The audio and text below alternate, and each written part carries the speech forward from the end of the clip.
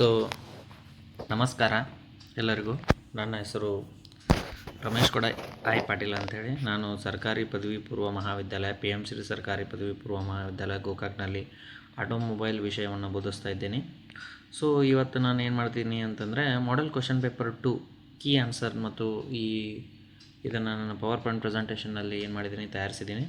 So ಇದನ್ನು ನಾನು ಇವತ್ತು ಎಕ್ಸ್ಪ್ಲೈನ್ ಮಾಡುವಂಥ ಪ್ರಯತ್ನವನ್ನು ಮಾಡ್ತೀನಿ. Okay, so we will go to the next slide. So ಹಿಂದಿನ ವಾರ್ಷಿಕ ಪರೀಕ್ಷೆಗಳಲ್ಲಿ ಬಿದ್ದಿರ್ತಕ್ಕಂಥ ಒಂದಿಷ್ಟು ಇಂಪಾರ್ಟೆಂಟ್ ಕ್ವಶನ್ಗಳನ್ನು ನಾವೇನು ಮಾಡೋಣ, ಈಗ ಡಿಸ್ಕಸ್ ಮಾಡೋಣ. ಓಕೆ, ಸೊ ನಿಮಗೆ ಇಲ್ಲಿ 10 ಮಲ್ಟಿಪಲ್ ಚಾಯ್ಸ್ ಕ್ವಶನ್ಸ್ಗಳು ಇರುತ್ತೆ. ಸೊ ಅದರಲ್ಲಿ 2 ಎಂಪ್ಲಾಯಬಿಲಿಟೀಸ್ ಕ್ವಶನ್ಸ್ ಮೇಲೆ ಬೀಳುತ್ತೆ ಮತ್ತು ಉಳಿದ 8 ಆಟೋಮೊಬೈಲ್ ರಿಲೇಟೆಡ್ ಕ್ವಶನ್ಸ್ಗಳು ಏನಾಗುತ್ತೆ ನಿಮಗೆ ಕೇಳುತ್ತಾರೆ. ಓಕೆ, ಸೊ ಇಲ್ಲಿ ನೆಕ್ಸ್ಟ್ ಕ್ವಶನ್ ಬರುತ್ತೆ, which of the following can be to barrier of active listening. So which of the following can be a barrier to active listening ಅಂದರೆ ಆ್ಯಕ್ಟಿವ್ ಲಿಸನಿಂಗ್ಗೆ ಯಾವುದು ಅಡೆತಡೆ ಇದೆ. ಸೊ ಸರಿಯಾಗಿ ಕೇಳಿಸ್ಕೊಳ್ಳೋಕ್ಕೆ ಆಗ್ತಾ ಇಲ್ಲ ಅಂದರೆ ಅಲ್ಲಿ ಏನು ಅಡೆತಡೆ ಆಗ್ತಾ ಇದೆ ಅನ್ನೋದ್ರ ಬಗ್ಗೆ ಅವ್ರು ಏನು ಮಾಡ್ತಿದ್ದಾರೆ ಕೇಳಿದ್ದಾರೆ. So the answer is all of the above. So all of the above. So ಹೇಗೆ ಅಂದರೆ ನಾನು ಹೇಳ್ತೀನಿ ನಿಮಗೆ. First ನಾಯ್ಸಿ environment. ನಾಯ್ಸಿ ಎನ್ವೈರ್ನ್ಮೆಂಟ್ ಅಂದರೆ ಗದ್ದಲ ಇರ್ತಕ್ಕಂಥ ವಾತಾವರಣ. ಓಕೆ, ಸೊ ನೀವು ಆ ಥರ ತಿಳ್ಕೊಬೋದು.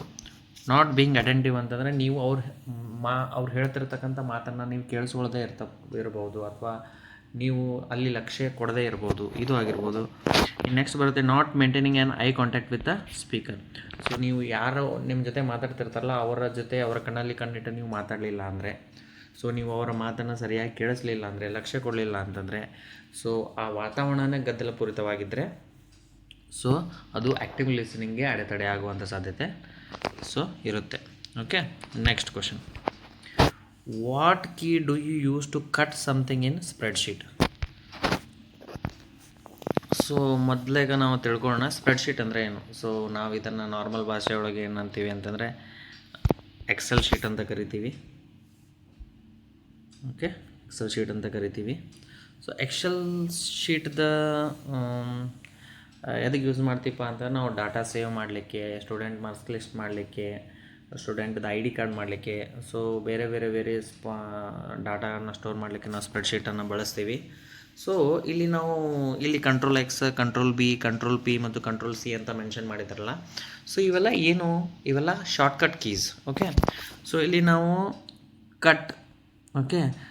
ಕಟ್ ಮಾಡಲಿಕ್ಕೆ, ಓಕೆ, ಸಪೋಸ್ ಒಂದು ಸೆಲ್ಲಲ್ಲಿ ಒಂದು ಡಾಟಾ ಇದೆ, ಆ ಡಾಟಾವನ್ನು ಕಟ್ ಮಾಡಲಿಕ್ಕೆ ನಾವು ಕಂಟ್ರೋಲ್ X ಅಂತ ಆ ಸೆಲ್ ಮೇಲೆ ಕ್ಲಿಕ್ ಮಾಡಿ ಕಂಟ್ರೋಲ್ X ಅಂತ ನಾವು ಪ್ರೆಸ್ ಮಾಡಿದರೆ ಸೊ ಆ ಡಾಟಾ ಏನಾಗುತ್ತೆ, ಕಟ್ ಆಗುತ್ತೆ. ಸೊ ಇಲ್ಲಿ ನೆಕ್ಸ್ಟ್ ಬರುತ್ತೆ ಕಂಟ್ರೋಲ್ B ಅಂತ ಇದೆ. So control B the meaning ಏನಪ್ಪ ಅಂತಂತಂದರೆ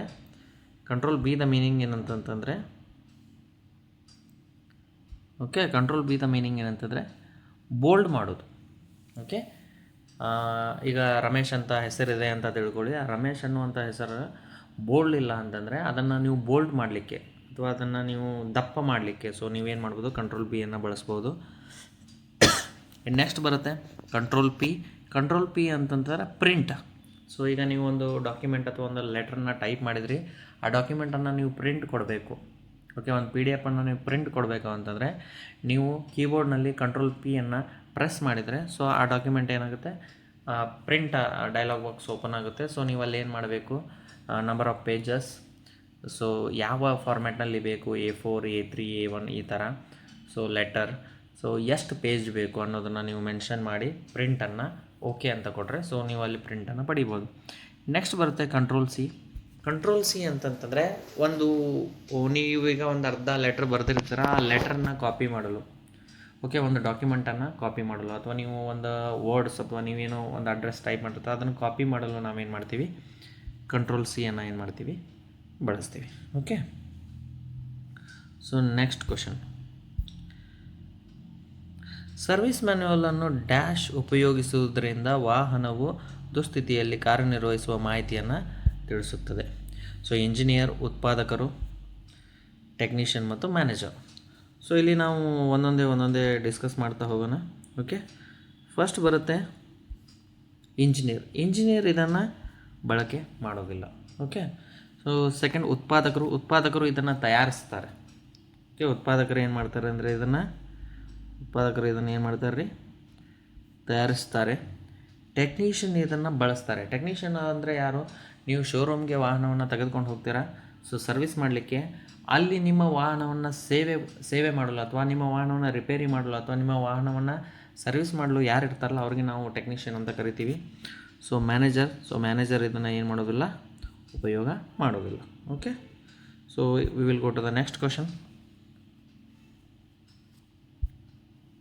ಥ್ರೋಟಲ್ ದೇಹವನ್ನು ಡ್ಯಾಶ್ನಿಂದ ಸ್ವಚ್ಛಗೊಳಿಸಲಾಗುತ್ತದೆ. ಓಕೆ, ಥ್ರೋಟಲ್ ದೇಹವನ್ನು ಡ್ಯಾಶ್ನಿಂದ ಸ್ವಚ್ಛಗೊಳಿಸಲಾಗುತ್ತೆ. The answer is carbo cleaner.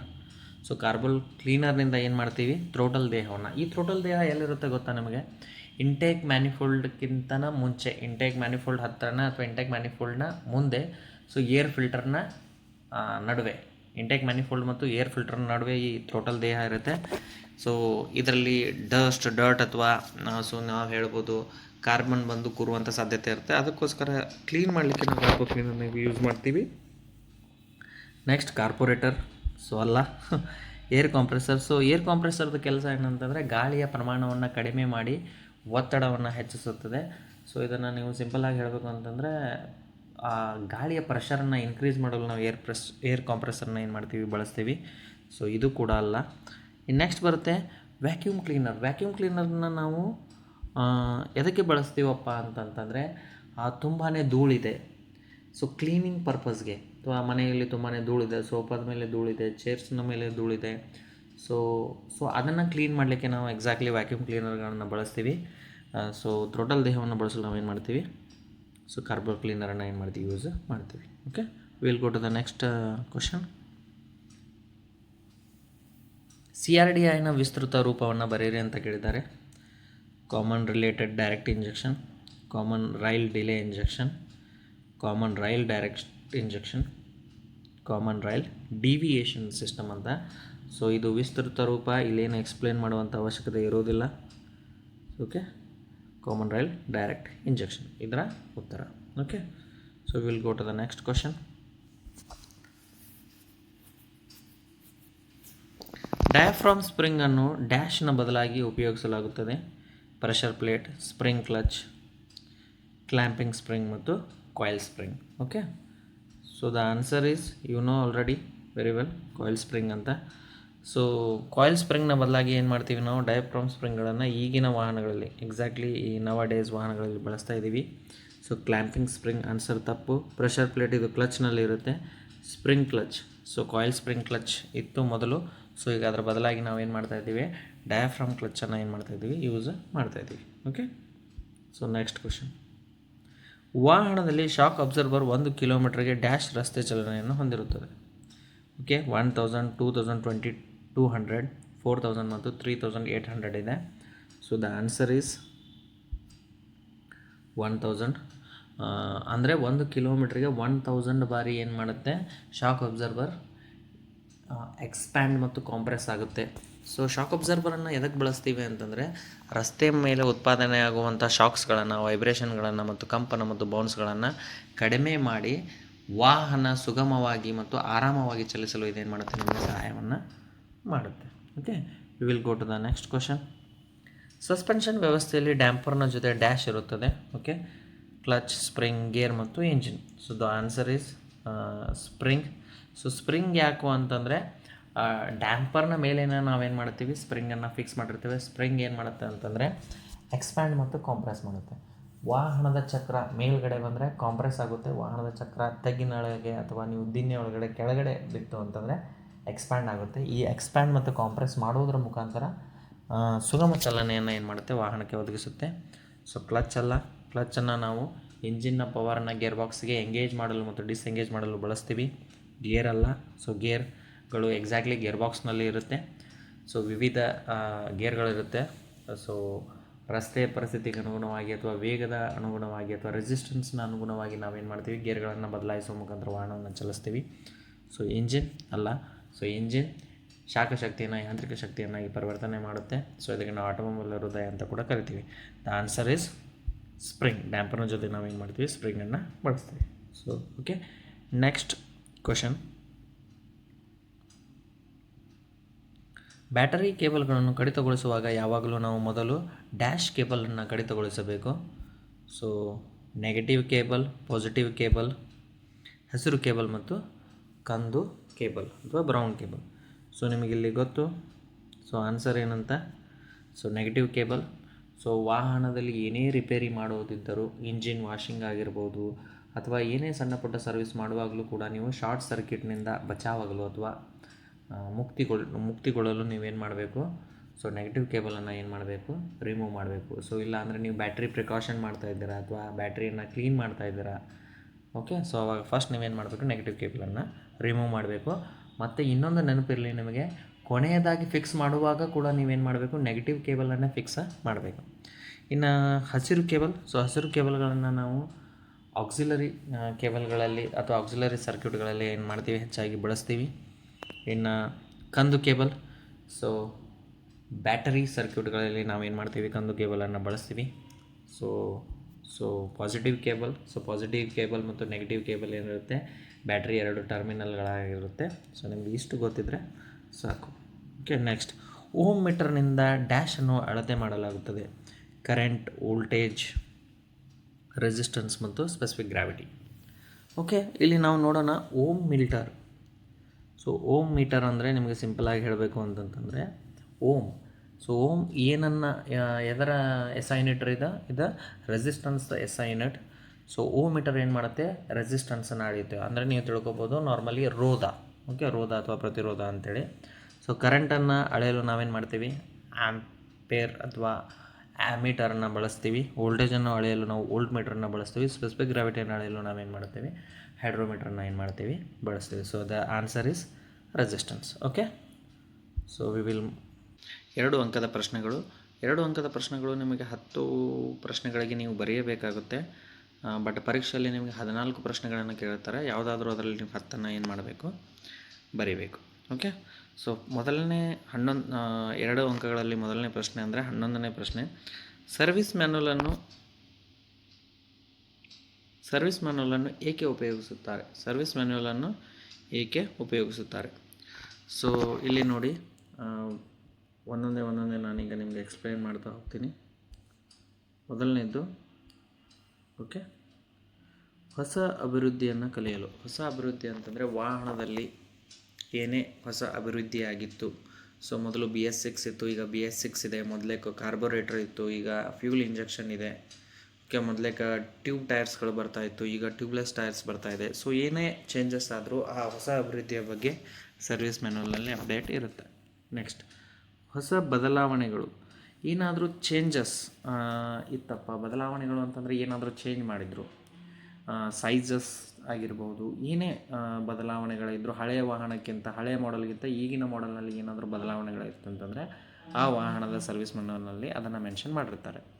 ಇನ್ನು ನೆಕ್ಸ್ಟ್, ಡಿಸೆಂಬಲ್ ಮಾಡುವ ವಿಧಾನ. ಡಿಸೆಂಬಲ್ ಮಾಡುವ ವಿಧಾನ ಅಂದರೆ ಒಂದು ಅಸೆಂಬ್ಲಿ ಇರುತ್ತೆ, ಇಂಜಿನ್ ಅಥವಾ ಕ್ಲಚ್ಗೆ ಇರ್ಬೋದು, ಯಾವುದೇ ಅಸೆಂಬ್ಲಿ ಇರ್ಬೋದು. ಆ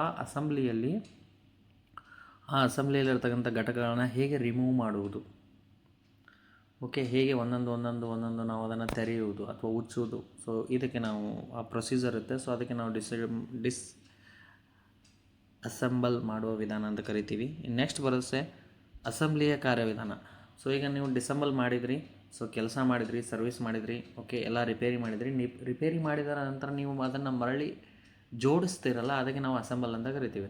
ಸೊ ಅಲ್ಲಿ ಹೇಗೆ ಜೋಡಿಸಬೇಕು, ಎಲ್ಲಿ ಯಾವ ವಾಷರನ್ನು ಬಳಸಬೇಕು, ಎಲ್ಲಿ ಯಾವ ಫಾಸ್ಟ್ನರ್ಗಳನ್ನು ಬಳಸಬೇಕು, ಹೇಗೆ ಅದನ್ನು ಮರಳಿ ಜೋಡಿಸಬೇಕು ಅನ್ನೋದನ್ನು ನಾವು ಅಸೆಂಬ್ಲಿಯ ಕಾರ್ಯವಿಧಾನದಲ್ಲಿ ಕಲಿತೀವಿ. ನೆಕ್ಸ್ಟ್, ಪರೀಕ್ಷೆಯನ್ನು ಕಲಿಸುತ್ತದೆ. ಸೊ ಪರೀಕ್ಷೆ ಅಂದರೆ ಟೆಸ್ಟ್. ಹೇಗೆ ಟೆಸ್ಟ್ ಮಾಡಬೇಕು, ಬ್ಯಾಟ್ರಿಯನ್ನು ಹೇಗೆ ಟೆಸ್ಟ್ ಮಾಡಬೇಕು, ಸೊ ಇಂಜಿನನ್ನು ಹೇಗೆ ಟೆಸ್ಟ್ ಮಾಡಬೇಕು, ಆಯಿಲ್ನ ಮಟ್ಟವನ್ನು ಹೇಗೆ ಪರೀಕ್ಷೆ ಮಾಡಬೇಕು.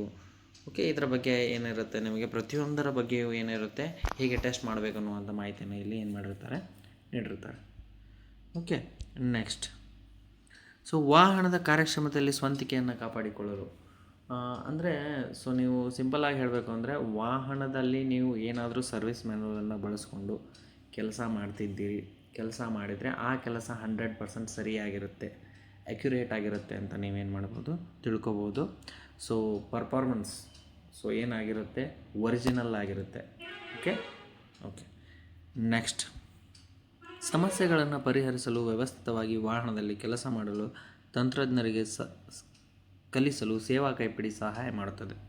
ಸೊ ಸಮಸ್ಯೆಗಳನ್ನು ಪರಿಹರಿಸಲು ಏನಾದರೂ ತೊಂದರೆಗಳು ಆಗಿದ್ದರೆ, ಏನಾದರೂ ನಾಯ್ಸ್ ಪ್ರಾಬ್ಲಮ್ಸ್, ಕಿರಿಕಿರಿ, ವಾಹನ ಸ್ಟಾರ್ಟ್ ಆಗ್ತಾಯಿಲ್ಲ, ಸೊ ಈ ಥರದ ತೊಂದರೆಗಳಿತ್ತಂದರೆ ಅದನ್ನು ಹೇಗೆ ಪರಿಹರಿಸಬೇಕು ಅನ್ನುವಂಥ ಪ್ರೊಸೀಜರ್ಗಳನ್ನು ಅಲ್ಲಿ ಅವರು ಮೆನ್ಷನ್ ಮಾಡಿರ್ತಾರೆ.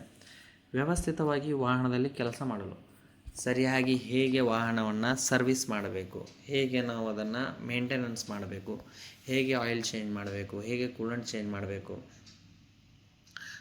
ಆಯಿಲ್ನ ಮಟ್ಟವನ್ನು ಹೇಗೆ ಪರೀಕ್ಷೆ ಮಾಡಬೇಕು, ಆಯಿಲನ್ನು ಯಾವಾಗ ಬದಲಾವಣೆ ಮಾಡಬೇಕು, ಎಷ್ಟು ಕಿಲೋಮೀಟ್ರಿಗೆ ಬದಲಾವಣೆ ಮಾಡಬೇಕು, ಈ ಥರ ಪ್ರತಿಯೊಂದು ಭಾಗದ ಬಗ್ಗೆ, ಪ್ರತಿಯೊಂದು ವಸ್ತುವಿನ ಬಗ್ಗೆ ಅವ್ರು ಏನು ಮಾಡಿರ್ತಾರೆ, ನಮಗೆ ಕಲಿಸ್ಲಿಕ್ಕೆ ಏನು ಮಾಡ್ತಾರೆ, ಪ್ರಯತ್ನವನ್ನು ಮಾಡ್ತಾರೆ. ಸರ್ವಿಸ್ ಮ್ಯಾನ್ಯುವಲ್ನಲ್ಲಿ ಸೇವಾ ಕೈಪಿಡಿ ಏನು ಮಾಡುತ್ತೆ, ಈ ಎಲ್ಲ ಕೆಲಸಗಳಿಗೆ ಸಹಾಯವನ್ನು ಮಾಡುತ್ತೆ. Okay, so will go to the next question. So ವಾಹನದಲ್ಲಿ ಕ್ಲಚ್ನ ಕಾರ್ಯವೇನು? ಸೊ ನೋಡಿರಿ, ಕ್ಲಚನ್ನು ನಾವು ಇಂಜಿನ್ ಮತ್ತು ಗೇರ್ ಬಾಕ್ಸ್ ನಡುವೆ ಏನು ಮಾಡಿರ್ತೀವಿ, ಜೋಡಣೆ ಮಾಡಿರ್ತೀವಿ. ಎರಡನೇದು, ಇಂಜಿನ್ನಿಂದ ಡ್ರೈವ್ ಟ್ರೈನ್ಗೆ ಟಾರ್ಕನ್ನು ರವಾನಿಸುವ ಕಾರ್ಯ ಮತ್ತು ಸುಗಮ ವಾಹನ ಚಲನೆಯನ್ನು ಸಕ್ರಿಯಗೊಳಿಸಲು ಇಂಜಿನ್ನಿಂದ ಶಕ್ತಿಯನ್ನು ಸರಾಗವಾಗಿ ತಲುಪಿಸುತ್ತದೆ. ಅಂದರೆ ಡ್ರೈವ್ ಟ್ರೈನ್ಗೆ ಅಥವಾ ಟ್ರಾನ್ಸ್ಮಿಷನ್ಗೆ ರೊಟೇಷ್ನಲ್ ಟಾರ್ಕನ್ನು ಇದೇನು ಮಾಡುತ್ತೆ, ಸರಾಗವಾಗಿ ಸರಬರಾಜು ಮಾಡುತ್ತೆ. ಯಾವಾಗ ನಿಮಗೆ ಇಂಜಿನ್ನಿಂದ ಶಕ್ತಿ ಗೇರ್ ಬಾಕ್ಸಿಗೆ ಬೇಕಲ್ಲ, ಆವಾಗ ಏನು ಮಾಡುತ್ತೆ, ಎಂಗೇಜ್ ಮಾಡುತ್ತೆ. ಯಾವಾಗ ನಿಮಗೆ ಬೇಡಲ್ಲ ಆವಾಗ ಏನು ಮಾಡುತ್ತೆ, ಡಿಸ್ಎಂಗೇಜ್ ಮಾಡುತ್ತೆ. ಸೊ ಕ್ಲಚ್ ಪೆಡಲನ್ನು ನೀವು ಪ್ರೆಸ್ ಮಾಡೋದ್ರ ಮುಖಾಂತರ ಏನು ಮಾಡ್ಬೋದು, ಡಿಸ್ಎಂಗೇಜ್ ಮಾಡ್ಬೋದು. Okay, so we will next go to the next question. 13ನೇ ಪ್ರಶ್ನೆ, ಇಂಧನ ಇಂಜೆಕ್ಟರ್ನ ನಳಿಕೆಯ ಬಳಕೆಯನ್ನು ವಿವರಿಸಿ. ಓಕೆ, ಸೊ ಇಂಧನ ಇಂಜೆಕ್ಟರ್ ಅಂದರೆ ಫ್ಯೂಲ್ ಇಂಜೆಕ್ಟರ್ನ ನಳಿಕೆಯ ಬಳಕೆಯನ್ನು ವಿವರಿಸಿ ಅಂತ ಅವರು ಕೇಳಿದ್ದಾರೆ. ಸೊ ಫ್ಯೂಲ್ ಇಂಜೆಕ್ಟರ್ನ ನಾವು ನಾರ್ಮಲಿ ಡೀಸೆಲ್ ಇಂಜಿನ್ಸ್ಗಳಲ್ಲಿ ಹೆಚ್ಚಾಗಿ ಬಳಕೆ ಮಾಡ್ತೀವಿ. ಸೊ ಇದೇನು ಮಾಡುತ್ತೆ ಅಂತಂದ್ರೆ ಹೈ ಪ್ರೆಷರ್ನಲ್ಲಿ, ಓಕೆ, ಫ್ಯೂಲ್ ಇಂಜೆಕ್ಷನ್ ಪಂಪ್ನಿಂದ ಪಡೆದುಕೊಂಡಿರ್ತಕ್ಕಂಥ ಪ್ರೆಷರ್ನಿಂದ ಹೈ ಪ್ರೆಷರ್ನಲ್ಲಿ ಏನು ಮಾಡುತ್ತೆ, ಇದು ಡೀಸೆಲನ್ನು ಸ್ಪ್ರೇ ಮಾಡುತ್ತೆ. ಸೊ ಬಿಸಿಯಾದ ಗಾಳಿಯ ಮೇಲೆ at the end of the compression stroke, so ತನ್ನ ನಾಜಲ್ನಿಂದ ಏನು ಮಾಡುತ್ತೆ, ಇದು ಹೈ ಪ್ರೆಷರ್ಡ್ ಡೀಸೆಲನ್ನು ಏನು ಮಾಡುತ್ತೆ, ಸ್ಪ್ರೇ ಮಾಡುತ್ತೆ. ಇದರಿಂದ ಏನಾಗುತ್ತೆ, ಗಾಳಿ ಮತ್ತು ಇಂಧನ ಸೇರಿಕೊಂಡು ಪ್ರೆಷರ್ಲಿ ಸೇರಿದಾಗ ಆಟೋಮೆಟಿಕಲಿ ಏನಾಗುತ್ತೆ, ದಹನ ಕ್ರಿಯೆ ಏರ್ಪಡುತ್ತೆ. ಸೊ ಕಂಬಷನ್ ಏನಾಗುತ್ತೆ, ಕಂಪ್ಲೀಟ್ ಆಗುತ್ತೆ. ಸೊ ಅದಕ್ಕೆ ನಾವು ಇದನ್ನು ಕಾಂಪ್ರೆಷನ್ ಇಗ್ನಿಷನ್ ಇಂಜಿನಲ್ಲಿ ಬಳಸ್ತೀವಿ ಅಂತ ಹೇಳ್ಬೋದು. ಸೊ ನೋಡಿ, ಇಲ್ಲಿ ನಾವು ಹೋಗೋಣ. ಓಕೆ, ನೆಕ್ಸ್ಟ್, ಸಿಲಿಂಡರ್ನಲ್ಲಿ ಇಂಧನವನ್ನು ಸರಿಯಾಗಿ ಸ್ವಯಂಚಾಲಿತ ರೂಪದಲ್ಲಿ ಮತ್ತು ಸರಿಯಾದ ಪ್ರಮಾಣದಲ್ಲಿ ಇಂಜೆಕ್ಟ್ ಮಾಡಲು ಇಂಧನ ಇಂಜೆಕ್ಟರ್ ನಳಿಕೆಯನ್ನು ಬಳಸಲಾಗುತ್ತದೆ. ಓಕೆ, ಎಲ್ಲಿ ಸ್ವಯಂಚಾಲಿತ ರೂಪದಲ್ಲಿ, ಆಟೋಮೆಟಿಕಲಿ. ಎರಡನೇದು ಸರಿಯಾದ ಪ್ರಮಾಣದಲ್ಲಿ. ಓಕೆ, ಎಷ್ಟು ಡೀಸೆಲನ್ನು ಸ್ಪ್ರೇ ಮಾಡಬೇಕು, ಯಾವ ಸಮಯಕ್ಕೆ ಸ್ಪ್ರೇ ಮಾಡಬೇಕು ಅನ್ನೋದನ್ನು ಇಂಧನ ಇಂಜೆಕ್ಟರ್ ನಳಿಕೆ ಏನು ಮಾಡುತ್ತೆ, ಆ ಸಮಯದಲ್ಲಿ ಆ ಡೀಸೆಲನ್ನು ಸ್ಪ್ರೇ ಮಾಡುತ್ತೆ. ಈ ಡೀಸೆಲನ್ನು ಸ್ಪ್ರೇ ಮಾಡಲಿಕ್ಕೆ ಇದಕ್ಕೆ ಸಂದೇಶವನ್ನು ಯಾರು ಕಳಿಸ್ತಾರೆ, ECM ಕಳಿಸುತ್ತೆ. ಇಂಜಿನ್ ಕಂಟ್ರೋಲ್ ಮಾಡ್ಯೂಲ್ ಏನು ಮಾಡುತ್ತೆ, ಇದನ್ನು ಕಳಿಸುತ್ತೆ. ನಳಿಕೆಯು ಇಂಧನವನ್ನು ಸಿಂಪಡಿಸಲು ಸಹಾಯ ಮಾಡುವ ಸಣ್ಣ ರಂಧ್ರಗಳನ್ನು ಹೊಂದಿರುತ್ತದೆ. ಸೊ ಈ ನಾಜಲ್ನಲ್ಲಿ ಏನಿರುತ್ತೆ, ಸುಮಾರು ಸಣ್ಣ ಸಣ್ಣ ಸಣ್ಣ ಸಣ್ಣ ರಂಧ್ರಗಳು, ಇದು ರಂಧ್ರಗಳನ್ನು ಹೊಂದಿರುತ್ತೆ. ಈ ರಂಧ್ರಗಳ ಮುಖಾಂತರವೇ ಡೀಸೆಲ್ ಏನಾಗುತ್ತೆ, ಹೈ ಪ್ರೆಷರ್ನಿಂದ ಏನಾಗುತ್ತೆ, ಕಂಬಷನ್ ಚೇಂಬರ್ನಲ್ಲಿ ಸ್ಪ್ರೇ ಆಗುತ್ತೆ. ಇದರಿಂದ ದಹನ ಕ್ರಿಯೆ ಏರ್ಪಟ್ಟು ಗಾಳಿ ಮತ್ತು ಇಂಧನ ಮಿಶ್ರಣ ಏನಾಗುತ್ತೆ, ಬರ್ನ್ ಆಗುತ್ತೆ. Okay, so will go to the next question. ಪ್ರಶ್ನೆ ಸಂಖ್ಯೆ 14, ಕನೆಕ್ಟಿಂಗ್ ರಾಡ್ನ ಕಾರ್ಯವನ್ನು ಬರೆಯಿರಿ. ಓಕೆ, ಕನೆಕ್ಟಿಂಗ್ ರಾಡನ್ನು ನಾವು ಪಿಸ್ಟನ್, ಪಿನ್ ಮತ್ತು ಕ್ರ್ಯಾಂಕ್ ಶಾಫ್ಟ್ನ ಬಿಗ್ ಆ್ಯಂಡ್ ಬೇರಿಂಗ್ಗೆ ನಡುವೆ ಏನು ಮಾಡಿರ್ತೀವಿ, ಜೋಡಣೆ ಮಾಡಿರ್ತೀವಿ. ಸೊ ಇದರ ಕೆಲಸ ಏನಪ್ಪ ಅಂತಂತಂದರೆ, ಸಿಂಪಲ್ಲಾಗಿ ಹೇಳಬೇಕಂದ್ರೆ ಇದರ ಕೆಲಸ ಏನಂತಂದರೆ, ಈ ಅಪ್ ಆ್ಯಂಡ್ ಡೌನ್ ಮೋಷನನ್ನು ರೋಟ್ರಿ ಮೋಷನ್ ಆಗಿ ಏನು ಮಾಡುತ್ತೆ, ಕನೆಕ್ಟಿಂಗ್ ರಾಡ್ ಟ್ರಾನ್ಸ್ಮಿಟ್ ಮಾಡುತ್ತೆ ಅಥವಾ ಸೊ ಪರಿವರ್ತನೆ ಮಾಡುತ್ತೆ ಅಂತ ನೀವು ಹೇಳ್ಬೋದು. ಕನೆಕ್ಟಿಂಗ್ ರಾಡ್ ಪಿಸ್ಟನ್ನಿಂದ ಕ್ರ್ಯಾಂಕ್ ಶಾಫ್ಟ್ಗೆ ಚಲನೆಯನ್ನು ವರ್ಗಾಯಿಸುವ ಇಂಜಿನ್ನ ಭಾಗವಾಗಿದೆ ಅಂತ ಕೂಡ ನೀವು ಈಗೂ ಕೂಡ ನೀವೇನು ಮಾಡ್ಬೋದು, ಹೇಳ್ಬೋದು.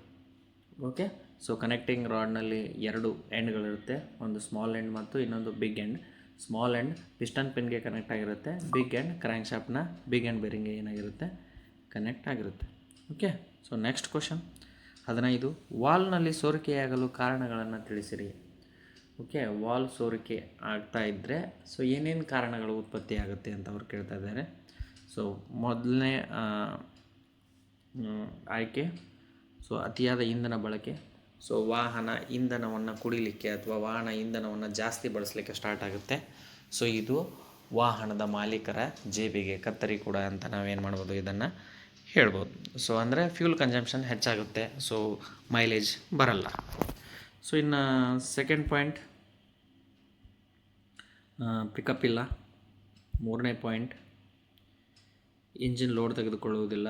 ನಾಲ್ಕನೇದು ಕಷ್ಟ ಆರಂಭ. ಐದನೇದು ವಾಲ್ ಸ್ಟಿಕ್ಸ್. ಆರನೇದು ಇಂಜಿನ್ ಓವರ್ ಹಿಟ್ಸ್. ಓಕೆ, ಇಲ್ಲಿ ಒಂದೊಂದೇ ನಾವು ಈಗ ಏನು ಮಾಡ್ತಾ ಹೋಗೋಣ, ಎಕ್ಸ್ಪ್ಲೇನ್ ಮಾಡ್ತಾ ಹೋಗ್ತೀನಿ. ಫಸ್ಟ್, ಇದು ಅತಿ ಇಂಧನದ ಬಳಕೆ ಆಯಿತು. ಪಿಕಪ್ ಇಲ್ಲ. ಪಿಕಪ್ ಅಂದರೆ ಏನು ಗೊತ್ತಾ ಸರ್, ಸಿಂಪಲ್ಲಾಗಿ ಹೇಳಬೇಕಂದ್ರೆ ನಾವು ವಾಹನದ ಎಕ್ಸಲರೇಟರನ್ನು ರೈಸ್ ಮಾಡ್ತೀವಲ್ಲ, ಆವಾಗ ನಾವು ಅಂದ್ಕೊಂಡಂಥ ಸ್ಪೀಡನ್ನು ವಾಹನ ತಲುಪಲಿಲ್ಲ ಅಥವಾ ತಲುಪ್ತಾ ಇಲ್ಲ ಅಂತಂದರೆ ವಾಹನದ ಪಿಕಪ್ ಏನಾಗಿದೆ, ಕಡಿಮೆ ಆಗಿದೆ ಅಂತ ಅರ್ಥ. ಸೊ ಈಗ ನಾವು ಅನ್ಕೋತೀವಿ ರೋಡ್ ಚೆನ್ನಾಗಿದೆ, 60 ಅಥವಾ 80 ಕಿಲೋಮೀಟ್ರ್ ಅಥವಾ 90 km/h ಸ್ಪೀಡ್ನಲ್ಲಿ ನಾವು ನಮ್ಮ ವಾಹನವನ್ನು ಓಡಿಸಲು ಬಯಸ್ತೀವಿ. ಬಟ್ ವಾಹನ 60 ಕಿಲೋಮೀಟ್ರ್ ರೀಚನ್ನು ದಾಟ್ತಾ ಇಲ್ಲ. ನೀವು ಟಾಪ್ ಗೇರ್ನಲ್ಲಿ ಇಟ್ಟೂ ಕೂಡ 60 ಕಿಲೋಮೀಟ್ರನ್ನು ನೀವು ಹೊಡಿಬೇಕು ಅಂತ ಅಂದ್ಕೊಂಡು ನೀವು ಎಕ್ಸಲೇಟರ್ ರೈಸ್ ಮಾಡಿದರೂ ಕೂಡ ನಿಮ್ಮ ವಾಹನವು ಆ ಸ್ಪೀಡನ್ನು ರೀಚ್ ಆಗ್ತಾ ಇಲ್ಲ ಅಂದರೆ ಅದು ಪಿಕಪ್ ಕಡಿಮೆ ಆಗಿದೆ ಅಂತ ಅರ್ಥ. ಇನ್ನು ನೆಕ್ಸ್ಟ್ ಬರುತ್ತೆ, ಓಕೆ, ಇಂಜಿನ್ ಲೋಡ್ ತೆಗೆದುಕೊಳ್ಳುವುದಿಲ್ಲ ಅಂತಂತಂದರೆ ವಾಹನವನ್ನು ಪ್ರಾರಂಭ ಮಾಡುವ ಸಮಯದಲ್ಲಿ ಅಥವಾ ವಾಹನ ಪ್ರಾರಂಭ ಆದ ತಕ್ಷಣ ನೀವು ಎಕ್ಸಲ್ರೇಷನನ್ನು ಕೊಟ್ಟಾಗ ವಾಹನದ ಇಂಜಿನ್ ಏನು ಮಾಡೋದಿಲ್ಲ, ಎಕ್ಸಲ್ರೇಷನನ್ನು ತೆಗೆದುಕೊಳ್ಳೋದಿಲ್ಲ ಅಥವಾ ವಾಹನದ ಇಂಜಿನ್ ಲೋಡನ್ನು ತೆಗೆದುಕೊಳ್ಳೋದಿಲ್ಲ ಅಂತ ನೀವೇನು ಮಾಡ್ಬೋದು, ತಿಳ್ಕೊಬೋದು. ಅಂದರೆ ನೀವು ಅಂದ್ಕೊಂಡ ಹಾಗೆ ವಾಹನ ಏನು ಮಾಡೋದಿಲ್ಲ, ಚಲಿಸೋದಿಲ್ಲ ಸ್ವಲ್ಪ ಸಮಯ. ನೆಕ್ಸ್ಟ್, ಕಷ್ಟ ಆರಂಭ ಅಂದರೆ ಹಾರ್ಡ್ ಸ್ಟಾರ್ಟ್. ಸೊ ನೀವು ವಾಹನ ಸ್ಟಾರ್ಟ್ ಮಾಡಿದ ಕೂಡಲೇ ವಾಹನ ಸ್ಟಾರ್ಟ್ ಆಗೋದಿಲ್ಲ. ಸೊ ನಿಮಗೆ ವಾಹನ ಪ್ರಾರಂಭ ಆಗಲು ಏನಾಗುತ್ತೆ, ತೊಂದರೆ ಆಗುತ್ತೆ. So it will take some time. So ಅದಕ್ಕೆ ನಾವೇನಂತೀವಿ, ಕಷ್ಟ ಆರಂಭ ಅಂತ ಕರಿತೀವಿ, ಜಲ್ದಿ ಸ್ಟಾರ್ಟ್ ಆಗೋಲ್ಲ. ಓಕೆ, ನೆಕ್ಸ್ಟ್ ಬರುತ್ತೆ ವಾಲ್ ಸ್ಟಿಕ್ಗಳು. ವಾಲ್ ಸ್ಟಿಕ್ ಅಂತಂದರೆ ನಿಮಗೆ ಸಿಂಪಲ್ಲಾಗಿ ಹೇಳ್ಬೇಕಂದ್ರೆ ವಾಲ್ನ ಮೇಲೆ ಕಾರ್ಬನ್ ಪಾರ್ಟಿಕಲ್ಸ್ ಬಂದು ಸ್ಟಿಕ್ ಆಗಿರುತ್ತೆ. ಸೊ ಇಲ್ಲಿಯೂ ಕೂಡ ಏನಾಗುತ್ತೆ ಅಂತಂತಂದರೆ ಸೊ ಸೋರಿಕೆ ಆಗಲು ಕೂಡ ಇದು ಒಂದು ಪ್ರಮುಖ ಕಾರಣ. ಇನ್ನು ನೆಕ್ಸ್ಟ್ ಬರುತ್ತೆ, ಇಂಜಿನ್ ಅತಿಯಾಗಿ ಬಿಸಿಯಾಗುತ್ತೆ. ಈ ಎಲ್ಲ ತೊಂದರೆಗಳಿಂದ ವಾಲ್ನಲ್ಲಿ ಲೀಕೇಜ್ ಆಗೋದ್ರಿಂದ ಸೊ ನಿಮ್ಮ ವಾಹನದ ಇಂಜಿನ್ ಏನಾಗುತ್ತೆ, ಅತಿಯಾಗಿ ಬಿಸಿಯಾಗಲು ಪ್ರಾರಂಭ ಮಾಡುತ್ತೆ. ಓಕೆ, ಅತಿಯಾಗಿ ಬಿಸಿ. ನೆಕ್ಸ್ಟ್ ಕ್ವಶನ್, 3 ಅಂಕದ ಪ್ರಶ್ನೆಗಳು. 3 ಅಂಕದ ಪ್ರಶ್ನೆಗಳು ನಿಮಗೆ 6 ಪ್ರಶ್ನೆಗೆ ನೀವು ಉತ್ತರ ಕೊಡಬೇಕು. ಬಟ್ ಇಲ್ಲಿ ನಿಮಗೆ 10 ಪ್ರಶ್ನೆಗಳನ್ನು ಅವರು ವಾರ್ಷಿಕ ಪರೀಕ್ಷೆಯಲ್ಲಿ ಕೇಳಿರ್ತಾರೆ. ಓಕೆ, ಸೊ ಅದರಲ್ಲಿ ನೀವು 6 ಪ್ರಶ್ನೆಗಳಿಗೆ ಉತ್ತರ ಕೊಟ್ಟರೆ ಸಾಕು. ಓಕೆ, ಸೊ ನೆಕ್ಸ್ಟ್ ಪ್ರಶ್ನೆ 24, ಸರ್ವಿಸ್ ಮ್ಯಾನ್ಯಲ್ನ ವಿಷಯಗಳನ್ನು ಪಟ್ಟಿ ಮಾಡಿರಿ ಅಂತ ಅವರು ಕೇಳಿದ್ದಾರೆ. ಸೊ ಸರ್ವಿಸ್ ಮ್ಯಾನ್ಯಲ್ನ ವಿಷಯಗಳನ್ನು ಪಟ್ಟಿ ಮಾಡಿ ಅಂತ ಕೇಳಿದ್ದಾರೆ. ಫಸ್ಟ್, ಯೂನಿಟ್ ಅಥವಾ ಅಸೆಂಬ್ಲಿಯ ವಿಸ್ತೃತ ರೂಪ. ಯೂನಿಟ್ ಅಂದರೆ ಯಾವುದೇ ಒಂದು ಘಟಕ ಆಗಿರಬಹುದು ಅಥವಾ engine unit, okay, transmission unit, gearbox unit ಈ ಥರ. ಮತ್ತು ಅಸೆಂಬ್ಲಿ ಅಂತಂದರೆ air filter, fuel filter assembly, okay, ಮತ್ತು ನೀವು ಹೇಳ್ಬೋದು ಡಿಫ್ರೆನ್ಷಿಯಲ್ ಅಸೆಂಬ್ಲಿ. ಈ ಥರ ಅವುಗಳ ವಿಸ್ತೃತ ನೋಟ ಅಂದರೆ ಪಿಕ್ಚರ್ಸ್, ಪ್ರೊಸೀಜರ್ಸ್, ಓಕೆ. ಸೊ ಮತ್ತು ಈ ಥರ ಏನಾಗ್ಬೋದು, ಅವರ ಬಗ್ಗೆ ಪೂರ್ತಿ ಪಿಕ್ಚರೈಸ್ಡ್ ಇಮೇಜ್ಗಳನ್ನು ಅವ್ರು ಏನು ಮಾಡಿರ್ತಾರೆ, ನಿಮಗೆ ನೀಡಿರ್ತಾರೆ. Okay, second, name of the parts with part number ಅಂದರೆ ಭಾಗಗಳ ಸಂಖ್ಯೆಯೊಂದಿಗೆ ಭಾಗಗಳ ಹೆಸರು. ಸೊ ಒಂದು ಪಾರ್ಟ್ ಇದೆ ಅಂತಂದರೆ ಆ ಪಾರ್ಟ್ ನಂಬರ್ ಮತ್ತು ಆ ಪಾರ್ಟ್ನ ನೇಮ್ ಎರಡನ್ನೂ ಏನು ಮಾಡಿರ್ತಾರೆ, ನಿಮಗೆ ಸರ್ವಿಸ್ ಮ್ಯಾನ್ಯಲ್ನಲ್ಲಿ ಮೆನ್ಷನ್ ಮಾಡಿರ್ತಾರೆ. ಮೂರನೇದು, ಪ್ರತಿ ಭಾಗದ ವಿವರಣೆ ಮತ್ತು ಅಸೆಂಬ್ಲಿಯಲ್ಲಿ ಅವುಗಳ ಸಹಿಷ್ಣುತೆಗಳು. ಸೊ ಟೋಲರೆನ್ಸಸ್ ಇನ್ ಅಸೆಂಬ್ಲಿ ಅಂತಂದರೆ ಸೊ ಟೋಲರೆನ್ಸ್ಗಳನ್ನು ಅವ್ರು ಏನು ಮಾಡಿರ್ತಾರೆ, ಅಸೆಂಬ್ಲಿಯಲ್ಲಿ ಮೆನ್ಷನ್ ಮಾಡಿರ್ತಾರೆ. ಮತ್ತು ಪ್ರತಿ ಭಾಗದ ವಿವರಣೆ. ಸೊ ಈ ಪಾರ್ಟದ ಕೆಲಸ, ಸೊ ಬಳಕೆ, ರಿಪ್ಲೇಸ್ಮೆಂಟ್, ಓಕೆ, ಸೈಜ್, ಈ ಥರ ಎಲ್ಲವನ್ನು ಅವ್ರು ಏನು ಮಾಡಿರ್ತಾರೆ, ನಿಮಗೆ ಮೆನ್ಷನನ್ನು ಮಾಡಿರ್ತಾರೆ. ಓಕೆ, ನೆಕ್ಸ್ಟ್, ಡಿಸೆಂಬಲ್ ಮತ್ತು ಮುನ್ನೆಚ್ಚರಿಕೆ ಅನುಕ್ರಮ. ಡಿಸೆಂಬಲ್ ಅಂತಂದರೆ ಆ ಯೂನಿಟನ್ನು ಹೇಗೆ ನೀವು ರಿಮೂವ್ ಮಾಡಬೇಕು, ರಿಮೂವ್ ಮಾಡುವಾಗ ಏನೇನು ಮುನ್ನೆಚ್ಚರಿಕೆಗಳನ್ನ ತೊಗೋಬೇಕು ಅನ್ನೋದ್ರ ಬಗ್ಗೆ ಅವ್ರು ಏನು ಮಾಡಿರ್ತಾರೆ ನಿಮಗೆ ಅನುಕ್ರಮ ಅಂದರೆ ಪ್ರೊಸೀಜರ್ನಲ್ಲಿ ಏನು ಮಾಡಿರ್ತಾರೆ ಮೆನ್ಷನ್ ಮಾಡಿರ್ತಾರೆ. ಓಕೆ, ನೆಕ್ಸ್ಟ್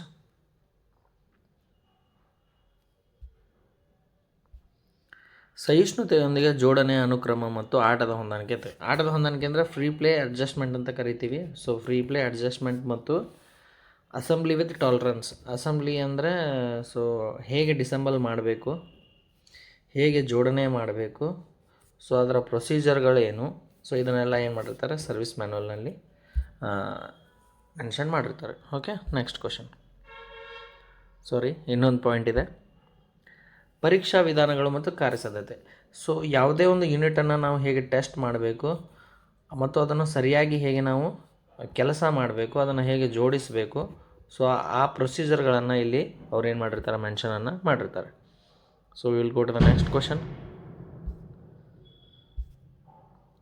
25 CRDIನ ಅನುಕೂಲಗಳನ್ನು ಪಟ್ಟಿ ಮಾಡಿರಿ ಅಂತ ಕೇಳಿದ್ದಾರೆ. ಸೊ CRDI ಅಂತಂದರೆ ಕಾಮನ್ ರಾಯಲ್ ಡೈರೆಕ್ಟ್ ಇಂಜೆಕ್ಷನ್ ಅಂತ. ಸೊ ಇದನ್ನು ನಾವು ಡೀಸೆಲ್ ಇಂಜಿನಲ್ಲಿ ಹೆಚ್ಚಾಗಿ ಬಳಸ್ತೀವಿ. ಸೊ ಇದರ ಅನುಕೂಲ ಏನಪ್ಪ ಅಂತಂದರೆ ಕಡಿಮೆಯಾದ ಶಬ್ದ ಮತ್ತು ಕಂಪನ. ಸೊ CRDIನ ನೀವು ಡೀಸೆಲ್ ಇಂಜಿನಿಂದ ಬಳಸೋದ್ರಿಂದ ಶಬ್ದ ಕಡಿಮೆ ಆಗುತ್ತೆ. ಸೊ ಮತ್ತು ವೈಬ್ರೇಷನ್ ಇಂಜಿನ್ ಅಥವಾ ವೆಹಿಕಲ್ದ ವೈಬ್ರೇಷನ್, ಇಂಜಿನ್ನ ವೈಬ್ರೇಷನ್ ಏನಾಗುತ್ತೆ ಕಡಿಮೆ ಆಗುತ್ತೆ. Okay, next point, reduced smoke. Okay, and particulate and exhaust ಅಂದರೆ ಸೊ ಹೊಗೆಯ ಅನಿಲಗಳನ್ನು ಇದು ಕಡಿಮೆ ಮಾಡುತ್ತೆ, ಕಣಗಳನ್ನು ಕಡಿಮೆ ಮಾಡುತ್ತೆ. ಮತ್ತು ನಿಷ್ಕಾಸ ಅಂದರೆ ಎಕ್ಸಾಸ್ಟ್. ಸೊ ಇದ್ರೆ ನೀವು CRDI ಬಳಕೆ ಮಾಡೋದ್ರಿಂದ ಸೊ ನಿಮ್ಮ ವಾಹನದ ಹೊರಸೂಸುವಿಕೆ ಏನಾಗುತ್ತೆ ಕಡಿಮೆ ಆಗುತ್ತೆ. Okay, next, increased fuel economy. Okay, ಅಂದರೆ ಹೆಚ್ಚಿದ ಇಂಧನದ ಆರ್ಥಿಕತೆ ಅಂತಂದರೆ ಸೊ ಫ್ಯೂಲ್ ಎಕಾನಮಿ ಏನಾಗುತ್ತೆ ಹೆಚ್ಚಾಗುತ್ತೆ, ನಿಮ್ಮ ವಾಹನ ಏನಾಗುತ್ತೆ ನೀವು ಅಂದ್ಕೊಂಡಿದ್ದಕ್ಕಿಂತ ಹೆಚ್ಚಿನ ಪರ್ಫಾರ್ಮೆನ್ಸನ್ನು ಏನು ಮಾಡುತ್ತೆ ನೀಡುತ್ತೆ. ಸೊ ನೀವೆಷ್ಟು ಇಂಧನವನ್ನು ಹಾಕ್ತೀರಿ ಅದರ ಪರಿಣಾಮವಾಗಿ ನೀವು ಅಷ್ಟು ಶಕ್ತಿಯನ್ನು ಪಡಿತೀರಿ ಅಂತ ಹೇಳ್ಬೋದು. Okay, next, higher power output even at low RPM. ಅಂದರೆ ಕಡಿಮೆ RPMನಲ್ಲಿಯೂ ಹೆಚ್ಚಿನ ವಿದ್ಯುತ್ತನ್ನು ಏನು ಮಾಡುತ್ತೆ ಇದು,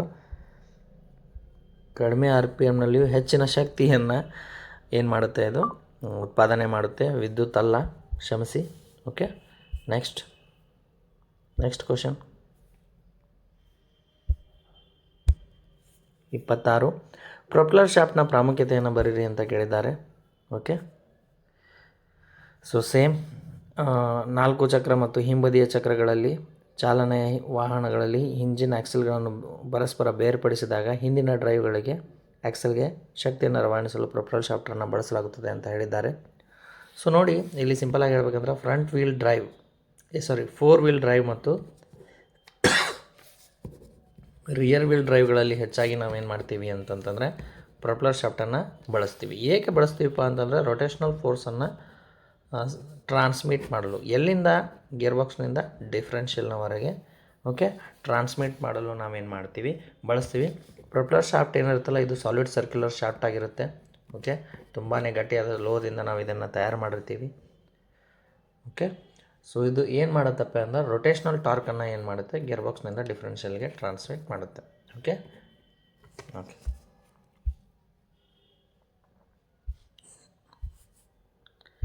next question 27 overhead valve ಮೆಕ್ಯಾನಿಸಮ್ನ ಅಂದವಾದ ಚಿತ್ರವನ್ನು ಬರೀರಿ ಅಂತ ಕೇಳಿದ್ದಾರೆ.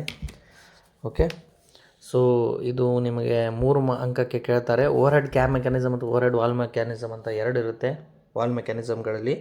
ಬಟ್ ಎಕ್ಸಾಕ್ಟ್ಲಿ ನಾನು ನೋಡಿರೋ ಪ್ರಕಾರ ಓವರ್ ಹೆಡ್ ವಾಲ್ ಮೆಕ್ಯಾನಿಸಮ್ನ ಚಿತ್ರವನ್ನು ಹೆಚ್ಚು ಸಾರಿ ಕೇಳಿದ್ದಾರೆ. ಸೊ ಅದಕ್ಕೆ ನೀವು cam follower, push rod, rocker arm, wall spring, okay wall, okay so ಇವುಗಳನ್ನು ಚಿತ್ರ ಬರೆದು ಈ ಭಾಗಗಳನ್ನು ಸರಿಯಾಗಿ ಗುರುತಿಸಿದರೆ ನಿಮಗೆ 3 ಅಂಕಗಳು ನಿಮ್ಮ ಜೇಬಿನಲ್ಲಿ ಇರುತ್ತೆ. Next question 16.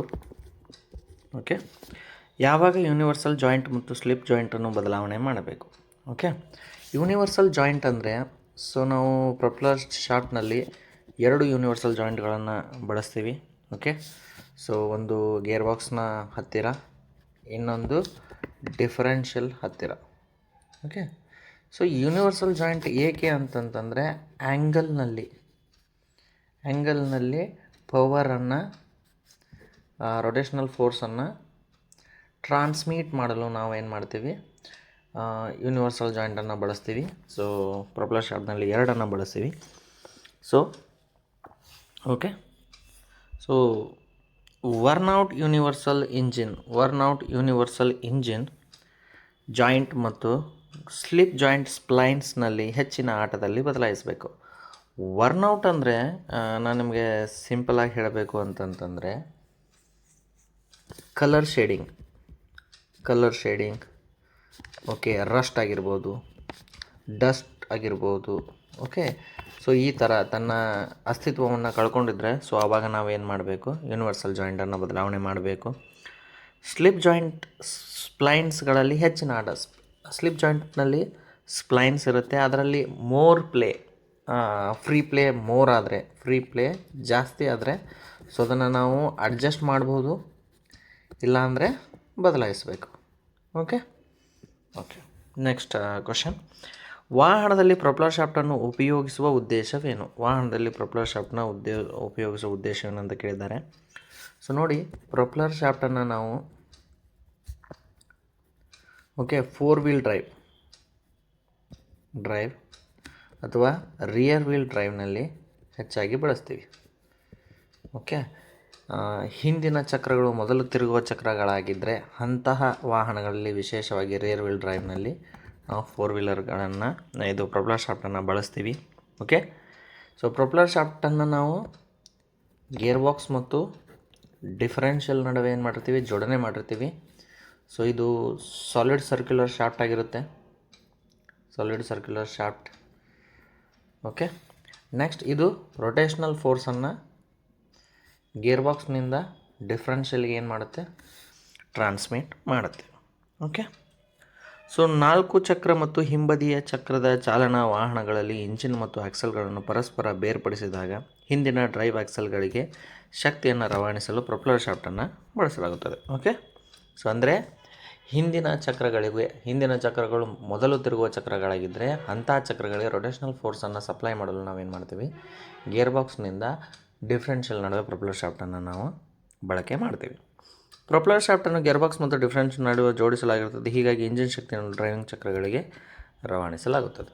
ಓಕೆ, ಸೊ ಈಗ ನಾವು ನೆಕ್ಸ್ಟ್ ಕ್ವಶನ್ಗೆ ಹೋಗೋಣ. ವಾಹನಗಳಲ್ಲಿ ಲೀಫ್ ಸ್ಪ್ರಿಂಗನ್ನು ಇದಕ್ಕೆ ಒದಗಿಸಿರುತ್ತದೆ ಅಂತ ಕೇಳ್ತಿದ್ದಾರೆ. ಸೊ ಮೊದಲು ಲೀಫ್ ಸ್ಪ್ರಿಂಗ್ಸ್ ಅಂದರೆ ಏನು ಅಂತ ನೋಡೋಣ. ಲೀಫ್ ಸ್ಪ್ರಿಂಗ್ಸ್ ಅಂದರೆ ಸೊ ಸಸ್ಪೆನ್ಷನ್ ವ್ಯವಸ್ಥೆ ಒಂದು ಘಟಕ ಅಂತ ನೀವು ಹೇಳ್ಬೋದು. ಓಕೆ, ಇವುಗಳನ್ನು ನಾವು ಹೆವಿ ಮೋಟಾರ್ ವೆಹಿಕಲ್ಗಳಲ್ಲಿ ಹೆಚ್ಚಾಗಿ ಬಳಸ್ತೀವಿ. ಓಕೆ, ಸೊ ಯಾಕೆ ನಾವು ಲೀಫ್ ಸ್ಪ್ರಿಂಗ್ಗಳನ್ನು ಬಳಸ್ತೀವಿ ಅಂತಂದರೆ ರಸ್ತೆ ಮೇಲೆ ಉತ್ಪಾದನೆ ಆಗಿರ್ತಕ್ಕಂಥ ಶಾಕ್ಸ್, ವೈಬ್ರೇಷನ್ ಅಥವಾ ಬೌನ್ಸ್ಗಳನ್ನು ರಸ್ತೆ ಮೇಲೆ ಇರ್ತಕ್ಕಂಥ ಪ್ರಯಾಣಿಕರಿಗೆ, ಓಕೆ, ಸರಕು ಸಾಮಾನುಗಳಿಗೆ, ಓಕೆ, ಚಾಲಕನಿಗೆ ವರ್ಗಾಯಿಸಬಾರದು. ಅದಕ್ಕೋಸ್ಕರ ನಾವೇನು ಮಾಡ್ತೀವಿ, ಲೀಫ್ ಸ್ಪ್ರಿಂಗ್ಗಳನ್ನು ಬಳಸ್ತೀವಿ. ಓಕೆ, ಸೊ ಇಲ್ಲಿ ನೋಡೋಣ.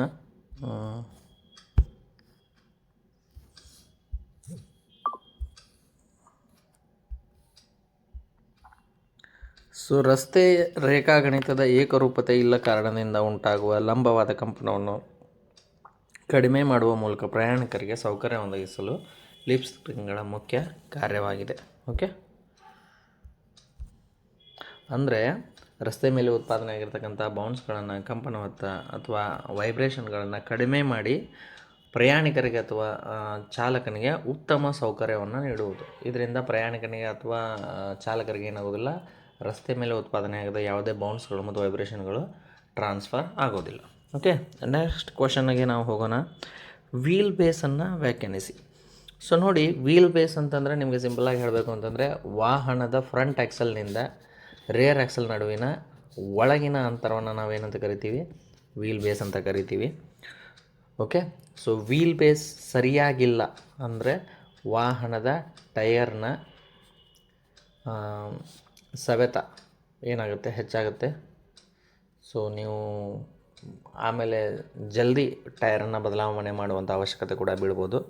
ಸೊ ಇಲ್ಲಿ ನೋಡೋಣ. ಓಕೆ, ಸೊ ಮುಂಭಾಗದ ಎಕ್ಸೆಲ್ ಮತ್ತು ಹಿಂದಿನ ಎಕ್ಸೆಲ್ನ ಮಧ್ಯಭಾಗದ ನಡುವಿನ ಅಂತರವನ್ನು ವೀಲ್ ಬೇಸ್ ಎಂದು ಕರೆಯುತ್ತಾರೆ ಅಥವಾ ಚಕ್ರ ಬೇಸ್ ಎಂದು ಕರೆಯುತ್ತಾರೆ. Okay, so next question, MPFI ಸಿಸ್ಟಮ್ನಲ್ಲಿ ಬಳಸುವ ವಿವಿಧ ರೀತಿಯ ಸೆನ್ಸರ್ಗಳನ್ನು ಪಟ್ಟಿ ಮಾಡಿ ಅಂತ ಹೇಳಿದ್ದಾರೆ. ಸೊ ಇಲ್ಲಿ MPFI ಅಂತಂತಂದರೆ ಪೋರ್ಟ್ ಫ್ಯೂಲ್ ಇಂಜೆಕ್ಷನ್ ಅಂತ.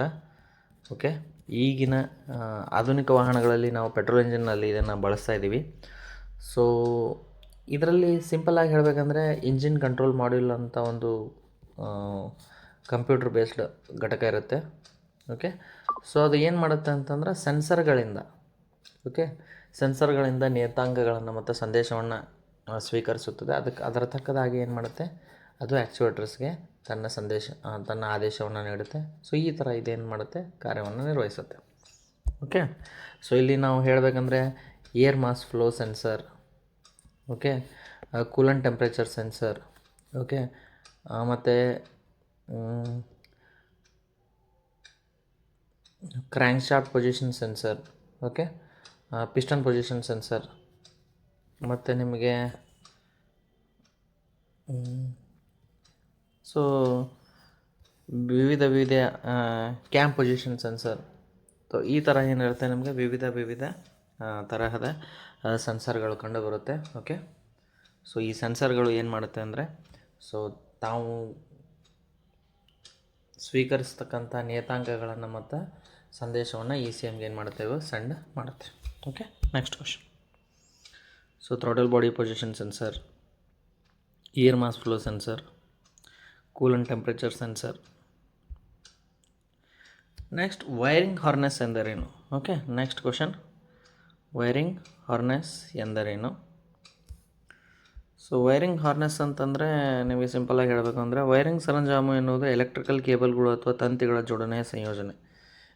ಸೊ ಈ ಕೇಬಲ್ಗಳ ಗುಂಚ ಅಥವಾ ಕೇಬಲ್ಗಳ ಒಂದು ಗುಂಪಿಗೆ, ಸರ್ಕ್ಯೂಟ್ಗೆ ನಾವು ವೈರಿಂಗ್ ಹಾರ್ನೆಸ್ ಅಂತ ಕೂಡ ಕರಿಬೋದು.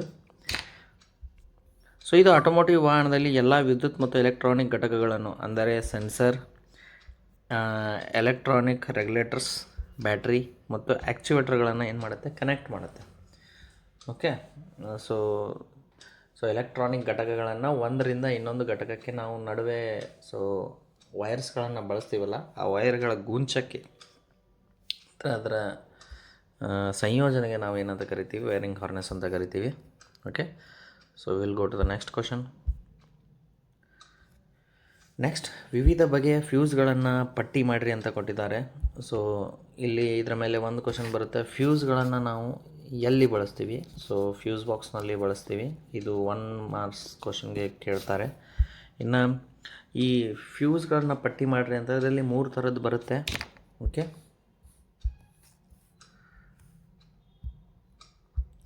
ಒಂದನೇದು ಗ್ಲಾಸ್ ಮತ್ತು ಸಿರಾಮಿಕ್ ಫ್ಯೂಸ್ ಅಂತ. ಇದನ್ನು ನಾವು ಹಳೆಯ ವಾಹನಗಳಲ್ಲಿ ಹೆಚ್ಚಾಗಿ ಬಳಸ್ತೀವಿ. ಓಕೆ, ಎರಡನೇದು ಬ್ಲೇಡ್ ಪ್ರಕಾರದ ಫ್ಯೂಸ್ ಮತ್ತು ಮೂರನೇದು ಬುಲೆಟ್ ಅಥವಾ ಕಾರ್ಟ್ರಿಜ್ ಫ್ಯೂಸ್ ಅಂತ. ಇದನ್ನು ನೀವು ಬೈಪಾರ್ಟ್ ಮಾಡಿದರೆ ಇನ್ನೂ ಒಳ್ಳೆಯದು. ಓಕೆ, ನೆಕ್ಸ್ಟ್ ಕ್ವಶನ್, ಆಟೋಮೊಬೈಲ್ನಲ್ಲಿ ಬಳಸುವ ವಿವಿಧ ಬಗೆಯ ಎಲೆಕ್ಟ್ರಿಕಲ್ ಉಪಕರಣಗಳನ್ನ ಪಟ್ಟಿ ಮಾಡಿರಿ ಅಂತ ಕೇಳಿದ್ದಾರೆ. ಸೊ ಸ್ಟಾರ್ಟಿಂಗ್ ಮೋಟ್ರನ್ನು ಏಕೆ ಬಳಸ್ತೀವಪ್ಪ ಅಂತಂದರೆ, ಸೊ ವಾಹನವನ್ನು ಪ್ರಾರಂಭ ಮಾಡುವಾಗ ಬ್ಯಾಟ್ರಿಯಿಂದ ಸ್ಟಾರ್ಟಿಂಗ್ ಮೋಟ್ರ್ ಏನು ಮಾಡುತ್ತೆ, 250 ಆ್ಯಂಪೇರ್ ಕರೆಂಟನ್ನು ಏನು ಮಾಡುತ್ತೆ, ಗ್ರ್ಯಾಬ್ ಮಾಡಿ ಇಂಜಿನ್ನ ಫ್ಲೈವೀಲನ್ನು ತಿರುಗಿಸಲು ಇದೇನು ಮಾಡುತ್ತೆ, ಸಹಾಯವನ್ನು ಮಾಡುತ್ತೆ. ಓಕೆ, ಸೊ ಹೀಗಾಗಿ ನಾವು starting motor, it is a very important component of automobile. So next ಬರುತ್ತೆ ಇಗ್ನಿಷನ್ ಸ್ವಿಚ್. ಸೊ ನಾವು ವಾಹನದ ಕೀಯನ್ನು, ಸೊ ನಮ್ಮ ಹತ್ರ ವಾಹನದ ಚಾವಿ ಅಂತ ಕರಿತೀವಿ ಅಥವಾ ಕೀ ಅಂತ ಕರಿತೀವಿ, ಆ ಕೀಯನ್ನು ನಾವು ಇಗ್ನಿಷನ್ ಸ್ವಿಚ್ನಲ್ಲಿ ಹಾಕಿ ಆಮೇಲೆ ನಾವು ರೈಟ್ ಸ್ಲೈಡ್ ಮಾಡಿದರೆ ಸೊ ಇಂಜಿನ್ನಿಂದ ಬ್ಯಾಟ್ರಿಯಿಂದ ಪವರ್ ಏನಾಗುತ್ತೆ, ಸ್ಟಾರ್ಟಿಂಗ್ ಮೋಟ್ರಿಗೆ ಹೋಗುತ್ತೆ. ಸ್ಟಾರ್ಟಿಂಗ್ ಮೋಟ್ರ್ನಿಂದ ಫ್ಲೈವೀಲ್ ತಿರುಗುತ್ತೆ, ಫ್ಲೈವೀಲ್ನಿಂದ ಇಂಜಿನ್ ಪ್ರಾರಂಭ ಆಗುತ್ತೆ. ಓಕೆ, ಇನ್ನು ನೆಕ್ಸ್ಟ್ ಇಗ್ನಿಷನ್ ಕಾಯಿಲ್ ಏನು ಮಾಡುತ್ತಪ್ಪ ಅಂತಂದರೆ, ಇದು ಕರೆಂಟನ್ನು 12 ವೋಲ್ಟ್ ಕರೆಂಟನ್ನು 22,000 ವೋಲ್ಟ್ಗೆ ಕರೆಂಟನ್ನು ಏನು ಮಾಡುತ್ತೆ, ಇದು ಜಂಪ್ ಮಾಡುತ್ತೆ. ಜಂಪ್ ಮಾಡೋದ್ರಿಂದನೇ ಸೊ ಸ್ಪಾರ್ಕ್ ಪ್ಲಗ್ನಲ್ಲಿ ನಾವು ಎಲೆಕ್ಟ್ರಿಕ್ ಸ್ಪಾರ್ಕನ್ನು ಕ್ರಿಯೇಟ್ ಮಾಡ್ಬೋದು. Okay, next generator. So generator ಏನು ಮಾಡುತ್ತೆ ಅಂತಂದರೆ, ಸೊ ಜನ್ರೇಟ್ರನ್ನು ನಾವು ಯೆಲ್ಲೋ ಕೇಬಲ್ ಸರ್ಕ್ಯೂಟ್ಗಳಲ್ಲಿ ಯೆಲ್ಲೋ ಕಲರ್ ಕೇಬಲನ್ನು ನಾವು ಜನರೇಟರ್ ಸರ್ಕ್ಯೂಟ್ಗಳಲ್ಲಿ ಬಳಸ್ತೀವಿ. ಇದನ್ನು 1 ಮಾರ್ಕ್ಸ್ಗೆ ಕೇಳ್ತಾನೆ. ಓಕೆ, ಸೊ ಜನ್ರೇಟರ್ ಏನು ಮಾಡುತ್ತೆ ಅಂದರೆ, ಜನ್ರೇಟರ್ನಲ್ಲಿ ಒಂದು ಸ್ಟೇಷ್ನರಿ ಇಂಜಿನ್ ಇರುತ್ತೆ. ಅದೇನು ಮಾಡುತ್ತೆ ಅಂತಂದರೆ ಮೆಕ್ಯಾನಿಕಲ್ ಎನರ್ಜಿಯನ್ನು ಎಲೆಕ್ಟ್ರಿಕಲ್ ಎನರ್ಜಿಯನ್ನಾಗಿ ಕನ್ವರ್ಟ್ ಮಾಡುತ್ತೆ. ಇದಕ್ಕೆ ನಿಮಗೆ ಸಿಂಪಲಾಗಿ ಒಂದು ಎಕ್ಸಾಂಪಲ್ ಕೊಡಬೇಕಪ್ಪ ಅಂತಂದರೆ, ಸೊ ಮದುವೆ ಸಮಾರಂಭಗಳಲ್ಲಿ ಅಥವಾ ಬೇರೆ ಫಂಕ್ಷನ್ಗಳಲ್ಲಿ ಏನಾದರೂ ವಿದ್ಯುತ್ ಕಟ್ಟಾದರೆ ಸೊ ನಾವು ಜನ್ರೇಟರ್ಗಳನ್ನು, ಸೊ ವಿದ್ಯುತ್ ಶಕ್ತಿಯನ್ನು ಕ್ರಿಯೇಟ್ ಮಾಡಲು ಏನು ಮಾಡ್ತೀವಿ, ಬಳಸ್ತೀವಿ. ಓಕೆ, ನೆಕ್ಸ್ಟ್ ಅಲ್ಟರ್ನೇಟ್ರನ್ನ ನಾವು ಎದಕ್ಕೆ ಬಳಸ್ತೀವಿ ಅಂತಂತಂದರೆ, ಇದು ಬ್ಯಾಟರಿಯನ್ನು ಚಾರ್ಜ್ ಮಾಡಲು. ಓಕೆ, ಬ್ಯಾಟ್ರಿಯನ್ನು ಚಾರ್ಜ್ ಮಾಡಲು ನಾವು ಬಳಸ್ತೀವಿ. ಓಕೆ, ಇದೇನು ಮಾಡುತ್ತೆ, ಆಲ್ಟರ್ನೇಟಿವ್ ಕರೆಂಟನ್ನು ಡೈರೆಕ್ಟ್ ಕರೆಂಟನ್ನಾಗಿ ಏನು ಮಾಡುತ್ತೆ, ಬದಲಾವಣೆ ಮಾಡುತ್ತೆ. ಸೊ ಇಂಜಿನ್ ಕಾರ್ಯನಿರ್ವಹಿಸುತ್ತಿರುವಾಗ ಮಾತ್ರ ಇದು ಬ್ಯಾಟ್ರಿಯನ್ನು ಚಾರ್ಜ್ ಮಾಡುತ್ತೆ. ಓಕೆ, ಇದನ್ನು ನಾವು ಕ್ರ್ಯಾಂಕ್ ಶಾಫ್ಟ್ನ ಪುಲ್ಲಿಗೆ ಏನು ಮಾಡಿರ್ತೀವಿ, ರನ್ ಆಗಲು ಏನು ಮಾಡಿರ್ತೀವಿ, ಒಂದು ಬೆಲ್ಟ್ನಿಂದ ಕನೆಕ್ಟ್ ಮಾಡಿರ್ತೀವಿ. Okay, next distributor. ಸೊ ಡಿಸ್ಟ್ರಿಬ್ಯೂಟ್ರನ್ನು ನಾವು 4 ಸಿಲಿಂಡರ್ ಅಥವಾ 6 ಸಿಲಿಂಡರ್, 3 ಸಿಲಿಂಡರ್ ಅಥವಾ 8 ಸಿಲಿಂಡರ್ ಇಂಥ ವಾಹನಗಳಲ್ಲಿ ಬಳಸ್ತೀವಿ. 1 ಸಿಲಿಂಡರ್ ಇಂಜಿನಲ್ಲಿ ಇದನ್ನು ನಾವು ಬಳಕೆ ಮಾಡೋದಿಲ್ಲ. ಇದರ ಕಾರ್ಯ ಏನಂತಂತಂದರೆ, ಸೊ 4 ಸಿಲಿಂಡ್ರಲ್ ಇಂಜಿನ್ನಲ್ಲಿ ಯಾವ ಸಿಲಿಂಡರ್ನಲ್ಲಿ ಕಾಂಪ್ರೆಷನ್ ಸ್ಟ್ರೋಕ್ ಕೊನೆಗೊಳ್ತಾ ಇದೆ, ಆ ಕಾಂಪ್ರೆಷನ್ ಸ್ಟ್ರೋಕ್ ಕೊನೆಗೊಂಡ ನಂತರ ಆ ಸಿಲಿಂಡರ್ನಲ್ಲಿ ಓಕೆ ಏನು ಮಾಡಬೇಕು, ಸ್ಪಾರ್ಕ್ ಪ್ಲಗ್ನಿಂದ ಎಲೆಕ್ಟ್ರಿಕ್ ಸ್ಪಾರ್ಕನ್ನು ಮಾಡಬೇಕು. ಅಥವಾ ಡೀಸೆಲ್ ಇಂಜಿನ್ ಇದ್ದರೆ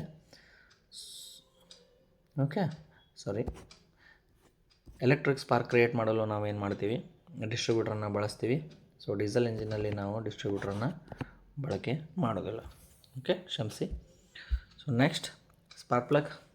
ಓಕೆ, ಸ್ಪಾರ್ಕ್ ಪ್ಲಗ್ ಏನು ಮಾಡುತ್ತೆ ಅಂದರೆ, at the end of the compression stroke it will create electric spark. Okay, ಹೇಗೆ ಎಲೆಕ್ಟ್ರಿಕ್ ಸ್ಪಾರ್ಕನ್ನು ಕ್ರಿಯೇಟ್ ಮಾಡುತ್ತೆ ಅಂತಂದರೆ, ಇಗ್ನಿಷನ್ ಕಾಯಿಲ್ 12 ವೋಲ್ಟಿಂದ 22,000 ವೋಲ್ಟ್ಗೆ ಕರೆಂಟನ್ನು ಏನು ಮಾಡುತ್ತೆ, ಜಂಪ್ ಮಾಡುತ್ತೆ. ಸೊ ಹೀಗಾಗಿ ಏನು ಮಾಡುತ್ತೆ ಅಂದರೆ ಸ್ಪಾರ್ಕ್ ಪ್ಲಗ್ ಸೊ ಎಲೆಕ್ಟ್ರಿಕ್ ಸ್ಪಾರ್ಕನ್ನು ಕ್ರಿಯೇಟ್ ಮಾಡುತ್ತೆ. ಸೊ ಇದನ್ನು ನಾವು ಹೆಚ್ಚಾಗಿ ಪೆಟ್ರೋಲ್ ಇಂಜಿನಲ್ಲಿ ಸ್ಪಾರ್ಕ್ ಪ್ಲಗನ್ನು ನಾವು ಏನು ಮಾಡ್ತೀವಿ, ಬಳಸ್ತೀವಿ. Okay, next cutout unit. So ಈ ಕಟೌಟ್ ಯೂನಿಟನ್ನು ನಾವು ಸುರಕ್ಷತಾ ಘಟಕ, ಬ್ಯಾಟ್ರಿಯ ಸುರಕ್ಷತಾ ಘಟಕ ಅಂತ ಕೂಡ ಕರಿತೀವಿ. ಸೊ ಇದನ್ನು ಲೆವೆಲ್ 2ನಲ್ಲಿ 1 ಮಾರ್ಕ್ಸ್ಗೆ ಇದು ಕ್ವಶನ್ ಇರುತ್ತೆ. ಓಕೆ, ಸೊ ಎರಡನೇದು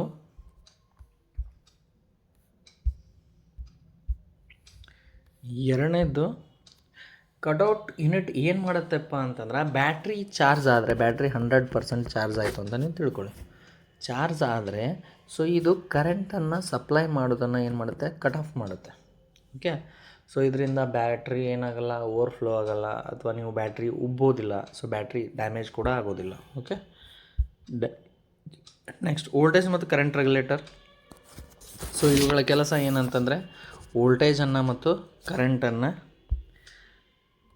ರೆಗ್ಯುಲೇಟ್ ಮಾಡೋದು ಇವುಗಳ. ನೆಕ್ಸ್ಟ್ ಪ್ರಶ್ನೆ, ತಂಪಾಗಿಸುವ ವ್ಯವಸ್ಥೆಯಲ್ಲಿ ಸಾಮಾನ್ಯ ದೋಷಗಳನ್ನು ಪಟ್ಟಿ ಮಾಡಿರಿ ಅಂತ ಅವ್ರು ಕೇಳಿದ್ದಾರೆ. ಓಕೆ, ಕೂಲಿಂಗ್ ಸಿಸ್ಟಮ್ನಲ್ಲಿ ಉಂಟಾಗುವ ದೋಷಗಳು. ಸೊ ಮೊದಲು ತಿಳ್ಕೊಳ್ಳೋಣ, ಕೂಲಿಂಗ್ ಸಿಸ್ಟಮ್ ಅಂದರೆ ಏನು ಅಂತ. ಕೂಲಿಂಗ್ ಸಿಸ್ಟಮ್ ಅಂತಂದರೆ ಇಂಜಿನ್ನಲ್ಲಿ ಉತ್ಪಾದನೆ ಆಗಿರತಕ್ಕಂಥ ಹೆಚ್ಚುವರಿ ಶಾಖವನ್ನು ಗಾಳಿಗೆ ವರ್ಗಾಯಿಸುವ ಪ್ರಕ್ರಿಯೆ ನಾವು ಏನಂತೀವಿ, ಕೂಲಿಂಗ್ ಸಿಸ್ಟಮ್ ಅಂತ ಕರಿತೀವಿ. ಓಕೆ, ಸೊ ಕೂಲಿಂಗ್ ಸಿಸ್ಟಮನ್ನು ಹೆಚ್ಚಾಗಿ ನಾವು ಲೈಟ್ ಮೋಟರ್ ವೆಹಿಕಲ್ ಮತ್ತು ಹೆವಿ ಮೋಟರ್ ವೆಹಿಕಲ್ಸ್ಗಳಲ್ಲಿ ಬಳಸ್ತೀವಿ. 2 ವೀಲರ್ಸ್ನಲ್ಲಿ ನಾವು ಏರ್ ಕೂಲಿಂಗನ್ನು ಬಳಸ್ತೀವಿ. ಓಕೆ, ಸೊ ಇಲ್ಲಿ ನಾವು ಒಂದೊಂದೇ ಪಾಯಿಂಟ್ಗಳನ್ನು ನೋಡ್ತಾ ಹೋಗೋಣ. ಫಸ್ಟ್, ಕಡಿಮೆ ಮಟ್ಟದ ಶೀತಕ.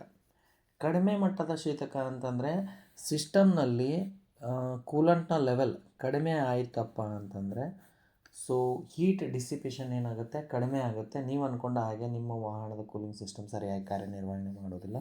ಸೊ ಅದಕ್ಕೋಸ್ಕರ ನೀವು ಕೂಲಂಟ್ ರಿಸರ್ವಿಯರ್ನಲ್ಲಿ ಕೂಲಂಟನ್ನು ನೀವು ಸ್ಟೋರ್ ಮಾಡಿ ಇಡ್ಬೋದು. ಇಲ್ಲ ಅಂದರೆ ನೀವು ಹಸಿರು ಬಣ್ಣವನ್ನು, ವಾಹನದ ಕೆಳಗಡೆ ಯಾವಾಗಾದರೂ ಹಸಿರು ಬಣ್ಣವನ್ನು ನೀವು ನೋಡಿದರೆ ಸೊ ನೀವು ತಿಳ್ಕೊಬೋದು ಕೂಲಂಟ್ ಸೋರಿಕೆ ಆಗ್ತಾಯಿದೆ. ಸೊ ನೀವು ಕೂಲಂಟನ್ನು ರೀಫಿಲ್ ಮಾಡುವಂಥ ಕೆಲಸವನ್ನು ಮಾಡ್ಬೋದು. ನೆಕ್ಸ್ಟ್ ದೋಷಯುಕ್ತ ಥರ್ಮೋಸ್ಟ್ಯಾಟ್. ಸೊ ಥರ್ಮೋಸ್ಟ್ಯಾಟ್ ಬಗ್ಗೆ ಹೇಳಬೇಕು ಅಂದರೆ ಥರ್ಮೋಸ್ಟ್ಯಾಟ್ ಏನು ಮಾಡುತ್ತಪ್ಪ ಅಂತಂದರೆ ಇದಕ್ಕೆ ನಾವು ಟೆಂಪ್ರೇಚರ್ ಕಂಟ್ರೋಲರ್ ಅಂತ ಕೂಡ ಏನು ಮಾಡ್ತೀವಿ ಕರಿತೀವಿ. ಇದರ ಕೆಲಸ ಏನಂತಂದರೆ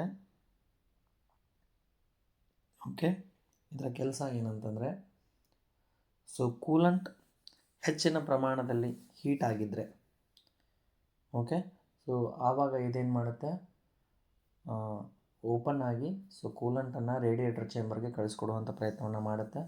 ಸೊ ಒಂದು ವೇಳೆ ಕೂಲಂಟ್ ಹೆಚ್ಚಿನ ಪ್ರಮಾಣದಲ್ಲಿ ಹೀಟ್ ಆಗಿಲ್ಲಪ್ಪ ಅಂತಂದರೆ ಇದೇನು ಮಾಡುತ್ತೆ, ಸೊ ಕೂಲಂಟನ್ನು ಮರಳಿ ಬೈಪಾಸ್ ವ್ಯವಸ್ಥೆ ಮೂಲಕ ಏನು ಮಾಡುತ್ತೆ, ಇಂಜಿನ್ ಅಸೆಂಬ್ಲಿಗೆ ಕಳಿಸ್ಕೊಡುತ್ತೆ.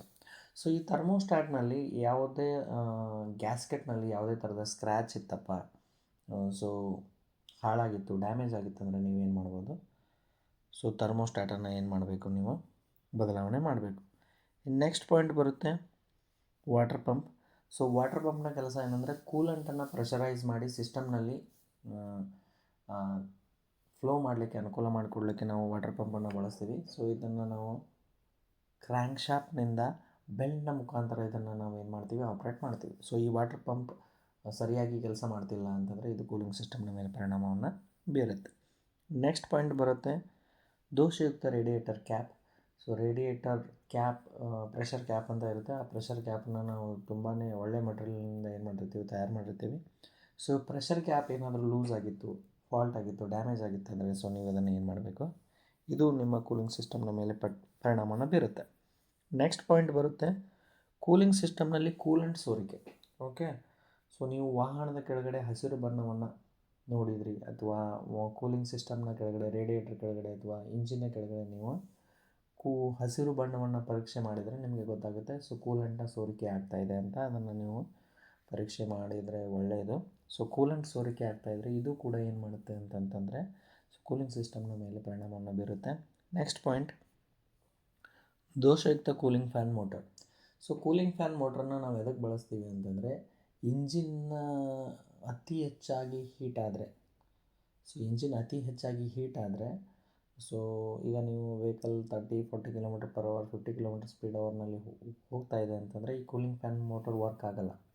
ಸೊ ಇಂಜಿನ್ ಅತಿಯಾಗಿ ಹೀಟ್ ಆಗ್ತಾಯಿದೆ, ಸೊ ಅಂದಾಗ ಮಾತ್ರ ಈ ಕೂಲಿಂಗ್ ಫ್ಯಾನ್ ಏನಾಗುತ್ತೆ, ಆಪ್ರೇಟ್ ಆಗುತ್ತೆ. ಈ ಕೂಲಿಂಗ್ ಫ್ಯಾನನ್ನು ಕೂಡ ನಾವೇನು ಮಾಡ್ತೀವಿ, ಕ್ರ್ಯಾಂಕ್ ಶಾಫ್ಟ್ ಪುಲ್ಲಿಯನ್ನು ಏನು ಮಾಡಿರ್ತೀವಿ, ಕ್ರ್ಯಾಂಕ್ ಶಾಫ್ಟ್ನ ಪವರನ್ನು ಬಳಸ್ಕೊಂಡು ಇದನ್ನು ಆಪ್ರೇಟ್ ಮಾಡ್ತೀವಿ. ಸೊ ಇದೇನು ಮಾಡುತ್ತಪ್ಪ ಅಂತಂತಂದರೆ ಇದನ್ನು ನಾವು ರೇಡಿಯೇಟರ್ ಹಿಂದ್ಗಡೆ ಫಿಟ್ಟಿಂಗ್ ಮಾಡಿರ್ತೀವಿ ಇಂಜಿನ್ನಲ್ಲಿ. ಇದು ತಿರುಗ್ತಾ ಇದೆ ಅಂತಂದರೆ ಸೊ ಇದರಿಂದ ಉತ್ಪತ್ತಿ ಆಗುವಂಥ ಗಾಳಿ ಆ ರೇಡಿಯೇಟರ್ನಲ್ಲಿ ಬರ್ತಕ್ಕಂಥ ಕೂಲೆಂಟ್ನ ಶಾಖವನ್ನು ಏನು ಮಾಡ್ಕೊಳ್ಳುತ್ತೆ, ಹೀರ್ಕೊಳ್ಳುತ್ತೆ. ಸೊ ನೀವು ಆ ಥರ ತಿಳ್ಕೊಬೋದು. ಸೊ ಈ ಕೂಲಿಂಗ್ ಫ್ಯಾನ್ ಮೋಟರ್ ಏನಾದರೂ ಡ್ಯಾಮೇಜ್ ಆಗಿತ್ತಪ್ಪ ಅಂದರೆ ಇದನ್ನು ನೀವೇನು ಮಾಡಬೇಕು, ರಿಪೇರಿ ಮಾಡ್ಬೋದು ಅಥವಾ ಬದಲಾವಣೆ ಮಾಡ್ಬೋದು. ಇದು ಕೂಡ ಕೂಲಿಂಗ್ ಸಿಸ್ಟಮ್ನ ಮೇಲೆ ಪರಿಣಾಮವನ್ನು ಬೀರುತ್ತೆ. ನೆಕ್ಸ್ಟ್ ಪಾಯಿಂಟ್ ಅಸಮರ್ಪಕ ದಹನ ಸಮಯ, ಇಂಪ್ರಾಪರ್ ಇಗ್ನಿಷನ್ ಟೈಮಿಂಗ್ ಅಂತ ನಾವು ಇದನ್ನು ಕರಿತೀವಿ. ಸೊ ಅಂದರೆ exactly the air and fuel mixer should be burn in combustion chamber at power stroke. Power ಸ್ಟ್ರೋಕ್ನಲ್ಲಿ ಏರ್ ಆ್ಯಂಡ್ ಫ್ಯೂಯಲ್ ಮಿಕ್ಸರ್ ಏನಾಗಬೇಕು, ಬರ್ನ್ ಆಗಬೇಕು. ಬಟ್ ಒಂದೊಂದು ಸಾರಿ ಏನಾಗಿರುತ್ತೆ, ಕಾಂಪ್ರೆಷನ್ ಸ್ಟ್ರೋಕ್ ಕಂಪ್ಲೀಟ್ ಆಗಿರೋದೇ ಇಲ್ಲ, ಆದರೂ ಕೂಡ ಏನಾಗುತ್ತೆ, air and fuel mixer pre spark ಆಗಿ ಏನಾಗುತ್ತೆ, ಬರ್ನ್ ಆಗುತ್ತೆ. ಅಂಥ ಸಮಯದಲ್ಲಿ ಕೂಡ ಇಂಪ್ರಾಪರ್ ಕೂಲಿಂಗ್ ಆಗುವಂಥ ಸಾಧ್ಯತೆ ಇರುತ್ತೆ. Next thermostatic switch. ಈ ಥರ್ಮೋಸ್ಟ್ಯಾಟಿಕ್ ಸ್ವಿಚ್ನಲ್ಲಿ ಒಂದು ಗ್ಯಾಸ್ಕೆಟ್ ಇರುತ್ತೆ. ಆ ಗ್ಯಾಸ್ಕೆಟ್ ಡ್ಯಾಮೇಜ್ ಆಗಿತ್ತಪ್ಪ, ಹಾಳಾಗಿತ್ತಪ್ಪ ಅಥವಾ ಸೊ ಪ್ರಾಬ್ಲಮ್ ಆಗಿತ್ತು ಅಂದರೆ, ಫಾಲ್ಟ್ ಆಗಿತ್ತು ಅಂದರೆ ನೀವು ಅದನ್ನು ಏನು ಮಾಡಬೇಕು, ಬದಲಾವಣೆ ಮಾಡಬೇಕು. ಇಲ್ಲಾಂದರೆ ಅದು ಕೂಡ ನಿಮ್ಮ ಕೂಲಿಂಗ್ ಸಿಸ್ಟಮ್ನ ಮೇಲೆ ಪರಿಣಾಮವನ್ನು ಬೀರುತ್ತೆ. ನೆಕ್ಸ್ಟ್ ಕ್ವಶನ್, ಡಯಾಫ್ರಾಮ್ನ ಕ್ಲಚ್ನ ಬಗ್ಗೆ ಸಂಕ್ಷಿಪ್ತವಾಗಿ ಬರೆಯಿರಿ. ಸೊ ನೋಡಿರಿ, ಡಯಾಫ್ರಾಮ್ ಕ್ಲಚ್ಗಳನ್ನು ನಾವು ಈಗಿನ ವಾಹನಗಳಲ್ಲಿ ಹೆಚ್ಚಾಗಿ ಬಳಸ್ತಾ ಇದ್ದೀವಿ. ಕಾಯಿಲ್ ಸ್ಪ್ರಿಂಗ್ ಕ್ಲಚ್ನ ಬದಲಾಗಿ ಡಯಾಫ್ರಾಮ್ ಸ್ಪ್ರಿಂಗ್ ಅಥವಾ ಡಯಾಫ್ರಾಮ್ ಕ್ಲಚ್ಗಳನ್ನು ಹೆಚ್ಚಾಗಿ ಬಳಸ್ತಾ ಇದ್ದೀವಿ. ಸೊ ಕಾಯಿಲ್ ಸ್ಪ್ರಿಂಗ್ ಬದಲಿಗೆ ಡಯಾಫ್ರಾಮ್ ಸ್ಪ್ರಿಂಗನ್ನು ನಾವು ಬಳಸಲಾಗುತ್ತದೆ. ಈ ರೀತಿಯ ಕ್ಲಚ್ಚನ್ನು ಡಯಾಫ್ರಾಮ್ ಕ್ಲಚ್ ಎಂದು ಕರೆಯಲಾಗುತ್ತದೆ. ಸೊ ಇವು ಬಹಳ ಸಿಂಪಲ್ ಆಗಿರುತ್ತೆ, easy to install and easy to remove, ಈ ಥರ ನೀವು ತಿಳ್ಕೊಬೋದು. ಎರಡನೇ ಪಾಯಿಂಟ್, ಸ್ಪ್ರಿಂಗ್ ಕ್ಲಚ್ಗೆ ಹೋಲಿಸಿದರೆ ಡಯಾಫ್ರಾಮ್ ಕ್ಲಚ್ ಗಾತ್ರದಲ್ಲಿ ಚಿಕ್ಕದಾಗಿದೆ. ಸೊ ನೀವು ಗಾತ್ರದಲ್ಲಿ ಏನಾಗಿದೆ, ಇದು ಚಿಕ್ಕದಾಗಿದೆ. ಹೆಚ್ಚು ಒತ್ತಡವನ್ನು ಏನು ಮಾಡುತ್ತೆ, ಇದು ವಿತ್ಸ್ಟ್ಯಾಂಡ್ ಮಾಡುತ್ತೆ ಮತ್ತು ಹೆಚ್ಚು ಟಾರ್ಕನ್ನು ಏನು ಮಾಡುತ್ತೆ, ರವಾನೆ ಮಾಡುತ್ತೆ. ಸೊ ಇದು ಸೈಜಲ್ಲಿ ಕಡಿಮೆ, okay, easy to install, easy to remove, ಮತ್ತು ಹೆಚ್ಚು ಒತ್ತಡವನ್ನು ಏನು ಮಾಡ್ತಾಯಿದೆ ವಿತ್ಸ್ಟ್ಯಾಂಡ್ ಮಾಡುತ್ತೆ. ಹೆವಿ ಪ್ರೆಷರ್ ವೆಹಿಕಲ್ಸ್ಗಳಲ್ಲಿ ಕೂಡ ನಾವು ಇದನ್ನು ಬಳಸ್ತೀವಿ ಮತ್ತು ಇದು ಹೆಚ್ಚಿನ ಟಾರ್ಕನ್ನು ಏನು ಮಾಡುತ್ತೆ ರವಾನಿಸುತ್ತದೆ. Okay, next point, diaphragm clamp ಮಾಡುವ ಸ್ಪ್ರಿಂಗ್ ಮತ್ತು ರಿಲೀಸ್ ಲೀವರ್ಗಳಾಗಿ ಕಾರ್ಯನಿರ್ವಹಿಸುತ್ತದೆ. ಅಂದರೆ ಸೊ ನೀವು ಡಯಾಫ್ರಾಮ್ ಕ್ಲಚ್ಚನ್ನು ಎಂಗೇಜ್ ಮತ್ತು ಡಿಸ್ಎಂಗೇಜ್ ಮಾಡಿದರೆ, ಸೊ ಎಂಗೇಜ್ ಮಾಡಿದಾಗ ಏನಾಗುತ್ತೆ ಇದು,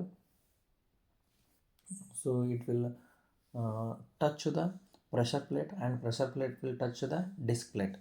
ಓಕೆ, ಕ್ಲಚ್ ಪ್ಲೇಟ್ ಈ ಥರ ಇರುತ್ತೆ. ಸೊ ನೀವು ಡಿಸ್ಎಂಗೇಜ್ ಮಾಡಿದ್ರಪ್ಪ, ಕ್ಲಚನ್ನು ನೀವು ಡಿಸ್ಎಂಗೇಜ್ ಮಾಡಿದ್ರೆ ಅಂದರೆ ಇದು ಮರಳಿ ತನ್ನ ಸ್ಥಾನಕ್ಕೆ ಏನಾಗುತ್ತೆ ತಾನೇ ಬಂದು ಕೂರುತ್ತೆ. ಸೊ ಅದಕ್ಕೆ ನಾವು ಹೇಳ್ತಾ ಇದ್ದೀವಿ. ಸೊ ಇದು ಕ್ಲ್ಯಾಂಪ್ ಮಾಡುತ್ತೆ. ಓಕೆ, ನೆಕ್ಸ್ಟ್ ಅಷ್ಟಕ್ಕೆ ತಾನೇ ರಿಲೀಸ್ ಲೀವರ್ ಆಗಿ ಕೂಡ ಏನು ಮಾಡುತ್ತೆ ಕಾರ್ಯವನ್ನು ನಿರ್ವಹಿಸುತ್ತೆ ಮತ್ತು ಇತರ ರೀತಿಯ ಕ್ಲಚ್ಗಳಿಗೆ ಹೋಲಿಸಿದರೆ ಕಡಿಮೆ ನಿರ್ವಹಣೆ ಆಗುತ್ತಿರುತ್ತೆ. ಅಂದರೆ ಲೆಸ್ ಮೇಂಟೆನೆನ್ಸ್ ಅವಶ್ಯಕತೆ ಇರುತ್ತೆ. ಸೊ ನೀವು ಕಾಯಿಲ್ ಸ್ಪ್ರಿಂಗ್ ಕ್ಲಚ್ಗೆ ಹೋದರೆ ಸೊ ಮೇಂಟೆನೆನ್ಸ್ ಬಹಳ, ಸೊ ಇಲ್ಲಿ ಮೇಂಟೆನೆನ್ಸ್ ಕಡಿಮೆ ಇರುತ್ತೆ ಅಂತ ಅವ್ರು ಏನು ಮಾಡ್ತಾರೆ ಹೇಳ್ತಾರೆ. Okay, we will go to the next question.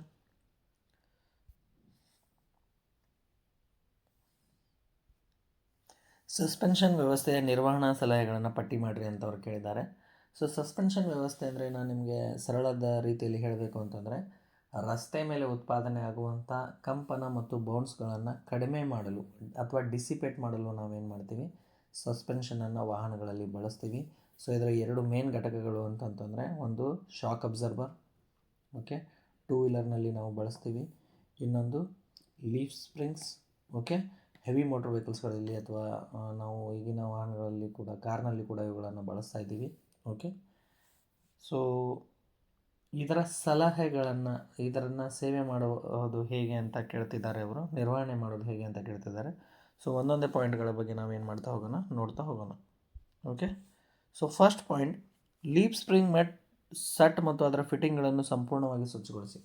So leaf ಸ್ಪ್ರಿಂಗ್ಗಳಿರುತ್ತಲ್ಲ, ಆ ಲೀಫ್ ಸ್ಪ್ರಿಂಗ್ಗಳನ್ನು ಸರಿಯಾಗಿ ಕ್ಲೀನ್ ಮಾಡಿ. ಓಕೆ, ಸೊ ಕ್ಲೀನ್ ಮಾಡೋದಂದರೆ ಸೊ ಡಸ್ಟ್ ಪ್ರೂಫ್ ಮಾಡಿ, ಒರೆಸಿ, ಓಕೆ, ಲೂಬ್ರಿಕೇಷನ್ ಮಾಡಿ, ಈ ಥರ. ಓಕೆ, ನೆಕ್ಸ್ಟ್, ಪ್ರತಿ ಲೀಫ್ ಸ್ಪ್ರಿಂಗನ್ನು ಗ್ರಾಫೈಟ್ ಗ್ರೀಸ್ನೊಂದಿಗೆ ನಯಗೊಳಿಸಿ. Lubrication very important. So graphite ಗ್ರೀಸನ್ನು ಬಳಸಿ ನೀವೇನು ಮಾಡಬೇಕು, ಪ್ರತಿ ಲೀಫನ್ನು, ಆ ಲೀಫಲ್ಲಿ ನಿಮಗೆ ಎರಡು ಬರುತ್ತೆ. ಫಸ್ಟ್ ಮೇನ್ ಲೀಫ್ ಇರುತ್ತೆ, ಅದಕ್ಕೆ ನಾವು ಮಾಸ್ಟರ್ ಲೀಫ್ ಅಂತ ಕರಿತೀವಿ.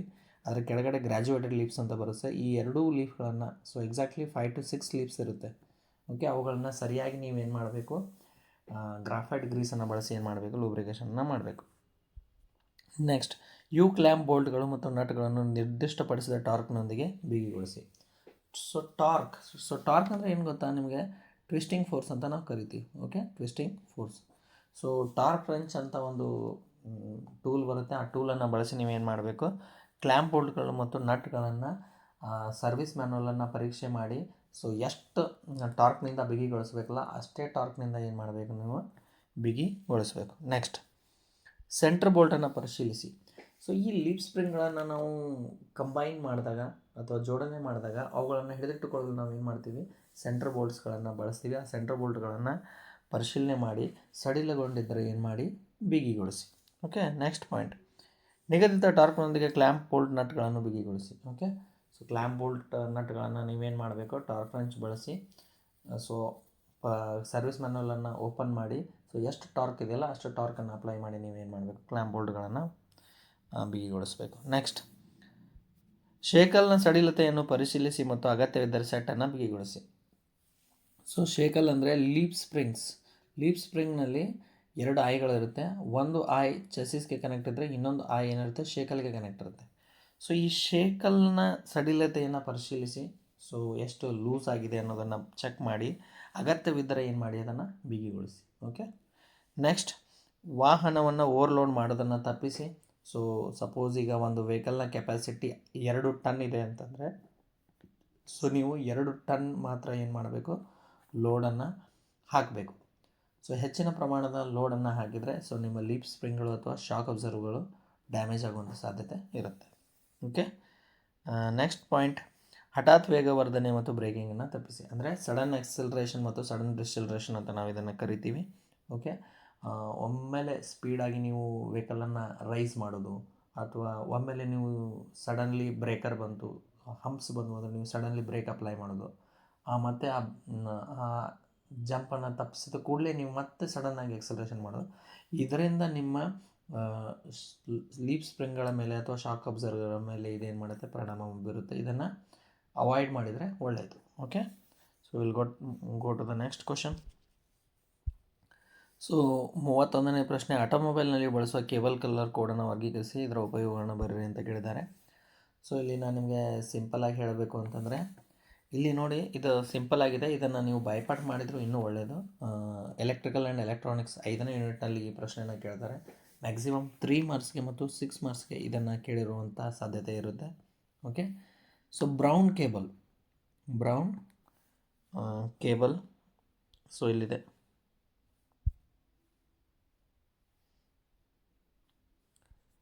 ಬ್ರೌನ್ ಕೇಬಲನ್ನು ನಾವು ಬ್ಯಾಟರಿ ಸರ್ಕ್ಯೂಟ್ಗಳಲ್ಲಿ ಬಳಸ್ತೀವಿ. ಓಕೆ, ಬ್ಯಾಟರಿ ಸರ್ಕ್ಯೂಟ್ಗಳಲ್ಲಿ ಬಳಸ್ತೀವಿ. ಸೊ ನೀವು ಈ ಥರ ನೆನ್ಪಿಟ್ಕೋಬೋದು, ಬ್ರೌನ್ ಅಂದರೆ ಬ್ಯಾಟ್ರಿ. ಓಕೆ, ಈ ಥರ ಕೂಡ ನೀವೇನು ಮಾಡ್ಬೋದು, ನೆನ್ಪಿಟ್ಕೋಬೋದು. Next yellow cables. So yellow cables ನೋಡಿ, ಇದನ್ನು ನಾವು ಜನ್ರೇಟರ್ ಸರ್ಕ್ಯೂಟ್ಗಳಲ್ಲಿ ಬಳಸ್ತೀವಿ. ಸೊ ಇದನ್ನು ನೀವು ಯಾವ ಥರ ನೆನ್ಪಿಟ್ಕೋಬೋದು ಅಂತಂತಂದರೆ, ಜನ್ರೇಟರ್ಸ್ ಆಲ್ಮೋಸ್ಟ್ ಆಲ್ ಯಾವ ಕಲರ್ ಇರುತ್ತೆ, ಎಲ್ಲ ಯೆಲ್ಲೋ ಕಲರ್ ಇರುತ್ತೆ. ಸೊ ಈ ಥರ ಕೂಡ ನೀವೇನು ಮಾಡ್ಬೋದು, ಯೆಲ್ಲೋ ಅಂದ್ಕೂಡಲೇ ನಿಮಗೆ ನಿಮ್ಮ ಮೆದುಳಿನಲ್ಲಿ ಫಸ್ಟ್ ಬರಬೇಕು. So it should be A generator. Okay, so ಈ ಥರ ಕೂಡ ನೀವು ಇದನ್ನು ನೆನಪು ಇಟ್ಕೋಬೋದು. ಇದರ ಮೇಲೆ ಒಂದು MCQ ಕ್ವಶನನ್ನು ಕೂಡ ಏನು ಮಾಡ್ತಾರೆ, 1 ಮಾರ್ಕ್ಸಿಗೆ ಕೇಳ್ತಾರೆ. So it is a compulsory question. Next white cables ಅಂತಂದರೆ, ಸೊ ಇಗ್ನಿಷನ್ ಸರ್ಕ್ಯೂಟ್ಗಳಲ್ಲಿ ನಾವು ವೈಟ್ ಕೇಬಲನ್ನು ಬಳಸ್ತೀವಿ. ಸೊ ಇಲ್ಲಿ ಸಿಂಪಲ್ಲಾಗಿ ಹೇಳಬೇಕು ಅಂತಂದರೆ, ಇಗ್ನಿಷನ್ ಅಂದ್ರೂ ನೀವು ತಿಳ್ಕೊಬೇಕು spark plug. Okay, spark plug ಯಾವ ಕಲರಲ್ಲಿರುತ್ತೆ, ವೈಟ್ ಕಲರಲ್ಲಿರುತ್ತೆ. ಸೊ ಈ ಥರ ಕೂಡ ನೀವೇನು ಮಾಡೋದು, ಇದನ್ನು ನೆನಪಿನಲ್ಲಿ ಇಟ್ಕೋಬೋದು. ಓಕೆ, ಇಲ್ಲಾಂದರೆ ಇದನ್ನು ನೀವು ಬೈಪಾಟ್ ಮಾಡಬೇಡಿ. ಓಕೆ, ನೆಕ್ಸ್ಟ್ ಸೊ ಹಸಿರು ಕೇಬಲ್ಗಳು, ಗ್ರೀನ್ ಕೇಬಲ್ಸ್ಗಳನ್ನು ನಾವು ಆಕ್ಸಿಲರಿ ಸರ್ಕ್ಯೂಟ್ನಲ್ಲಿ ಏನು ಮಾಡ್ತೀವಿ, ಹೆಚ್ಚಾಗಿ ನಾವೇನು ಮಾಡ್ತೀವಿ, ಸೊ ಆಕ್ಸಿಲರಿ ಸಹಾಯಕ ಅಥವಾ ಆಕ್ಸಿಲರಿ ಸರ್ಕ್ಯೂಟ್ಗಳಲ್ಲಿ ಏನು ಮಾಡ್ತೀವಿ, ಹೆಚ್ಚಾಗಿ ಬಳಸ್ತೀವಿ. ಸೊ ಇದನ್ನು ನೀವು ಬೈಪಾಟ್ ಮಾಡಿ. ನೆಕ್ಸ್ಟ್ ಬರುತ್ತೆ ಬ್ಲೂ ಕೇಬಲ್ಸ್ಗಳನ್ನು ನಾವು ಹೆಡ್ಲ್ಯಾಂಪ್ ಸರ್ಕ್ಯೂಟ್ಗಳಲ್ಲಿ ಬಳಸ್ತೀವಿ. ಓಕೆ, ನೆಕ್ಸ್ಟ್ ಬರುತ್ತೆ ಬ್ಲ್ಯಾಕ್ ಕೇಬಲ್ಸ್. ಸೊ ಬ್ಲ್ಯಾಕ್ ಕೇಬಲ್ಗಳನ್ನು ನಾವು ಅರ್ತ್ ಗ್ರೌಂಡ್ ಸರ್ಕ್ಯೂಟ್ಸ್ ಅಥವಾ ಭೂಮಿಯ ಸರ್ಕ್ಯೂಟ್ಗಳಲ್ಲಿ ಹೆಚ್ಚಾಗಿ ಏನು ಮಾಡ್ತೀವಿ, ನಾವು ಬಳಸ್ತೀವಿ. ಓಕೆ, ಸೊ ಇಷ್ಟು ನಿಮಗೆ ನೆನಪಿದ್ರೆ ಸಾಕು. Will go to the next question. ಬ್ಯಾಟ್ರಿಯನ್ನು ಪರೀಕ್ಷಿಸುವ ವಿಧಾನವನ್ನು ಬರೀರಿ ಅಂತ ಕೇಳಿದ್ದಾರೆ. ಓಕೆ, ಸೊ ಇಲ್ಲಿ ಒಂದೊಂದೇ ಪಾಯಿಂಟ್ಗಳನ್ನು ನಾವೇನು ನೋಡ್ತಾ ಹೋಗೋಣ.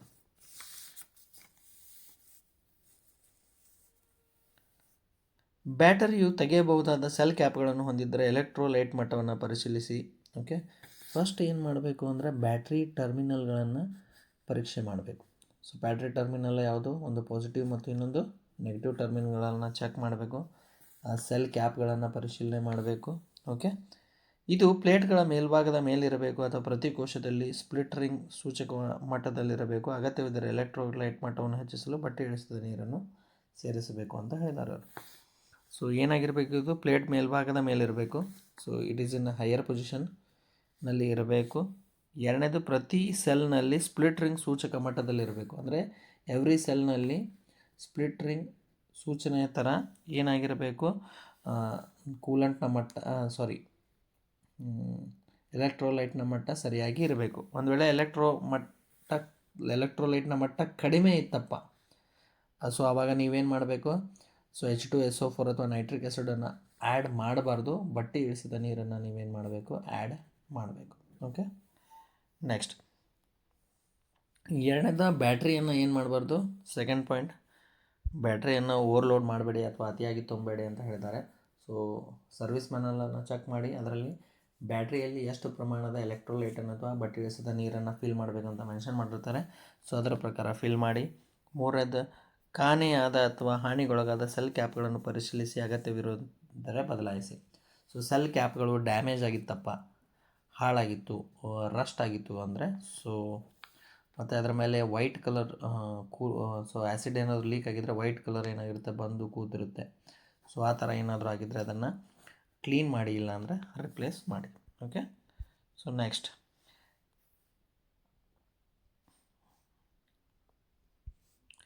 ಆಸಿಡ್ ಸವೆತಕ್ಕಾಗಿ ಬ್ಯಾಟರಿ ಟರ್ಮಿನಲ್ಗಳು, ಕೇಬಲ್ ಕನೆಕ್ಟರ್ ಮತ್ತು ಲೋಹದ ಹೋಲ್ಡ್ ಡೌನ್ ಭಾಗಗಳನ್ನು ಪರಿಶೀಲಿಸಿ ಅಗತ್ಯವಿರುವಂತೆ ಸ್ವಚ್ಛಗೊಳಿಸಿ. ಓಕೆ, ಆ್ಯಸಿಡ್ ಲೀಕೇಜ್ ಆಗೋದ್ರಿಂದ ಏನಾಗುತ್ತೆ ಅಂತಂದರೆ ಬ್ಯಾಟ್ರಿ ಟರ್ಮಿನಲ್ಗಳು, ಕೇಬಲ್ ಕನೆಕ್ಟರ್ಗಳು ಮತ್ತು ಲೋಹದ ಹೋಲ್ಡ್ ಡೌನ್ ಭಾಗಗಳು ಏನಾಗಿರುತ್ತೆ, ಡ್ಯಾಮೇಜ್ ಆಗುವಂಥ ಪರಿಸ್ಥಿತಿಗೆ ಬಂದಿರುತ್ತೆ ಅಥವಾ ರಸ್ಟಿಂಗ್ ಆಗಿರುತ್ತೆ. ಸೊ ಅವುಗಳನ್ನು ಪರಿಶೀಲನೆ ಮಾಡಿ ಅಗತ್ಯವಿದ್ದರೆ ಏನು ಮಾಡಿ ಬದಲಾಯಿಸಿ. ಮುರಿದ ಅಥವಾ ತುಕ್ಕು ಹಿಡಿದಿರುವ ತಂತಿ ಎಳೆಗಳು ಅಂದರೆ ಕೇಬಲ್ಸ್ಗಳು. ಓಕೆ, ಇನ್ನು ಧರಿಸಿರುವ ನಿರೋಧನ ಮತ್ತು ದೋಷಯುಕ್ತ ಕನೆಕ್ಟರ್ಗಳಿಗಾಗಿ ಕೇಬಲ್ಗಳನ್ನು ಪರಿಶೀಲಿಸಿ. ಸೊ ಬ್ಯಾಟ್ರಿ ಕೇಬಲ್ಸ್ಗಳನ್ನ ಸರಿಯಾಗಿ ಚೆಕ್ ಮಾಡಿ ದೋಷಯುಕ್ತ ಭಾಗಗಳನ್ನು ಏನು ಮಾಡಿ ಬದಲಾಯಿಸಿ. ಸೊ ಇಲ್ಲಿ ನಾನು ಇಂಗ್ಲೀಷ್ ಒಳಗೆ ಹೇಳಿಬಿಡ್ತೀನಿ. Check battery case and covered for dirt. So ಧೂಳಿನಿಂದ ಏನಾದರೂ ಬ್ಯಾಟ್ರಿ ಕೇಸ್ ಕವರ್ ಆಗಿತ್ತಪ್ಪ ಅಂದರೆ ಅದನ್ನು ಏನು ಮಾಡಿ ಚೆಕ್ ಮಾಡಿ. ಸೊ ಕ್ಲೀನ್ ಮಾಡಿ. ಗ್ರೀಸಿಂಗ್ ಮಾಡಿ. Electrolyte condensation that could be cause voltage to leak to the ground. Okay, so condensation ಅಂದರೆ ಇಲ್ಲಿ ನಿಮಗೆ ಕನ್ನಡದಲ್ಲಿ ಹೇಳ್ತೀನಿ. ಸೊ ನೆಲಕ್ಕೆ ವೋಲ್ಟೇಜ್ ಸೋರಿಕೆಯನ್ನು ಉಂಟು ಮಾಡುವ ಕೊಳಕು, ಗ್ರೀಸ್ ಅಥವಾ ಎಲೆಕ್ಟ್ರೋಲೈಟ್ ಘನೀಕರಣಕ್ಕಾಗಿ ಬ್ಯಾಟ್ರಿ ಕೇಸ್ ಮತ್ತು ಕವರನ್ನು ಪರಿಶೀಲಿಸಿ.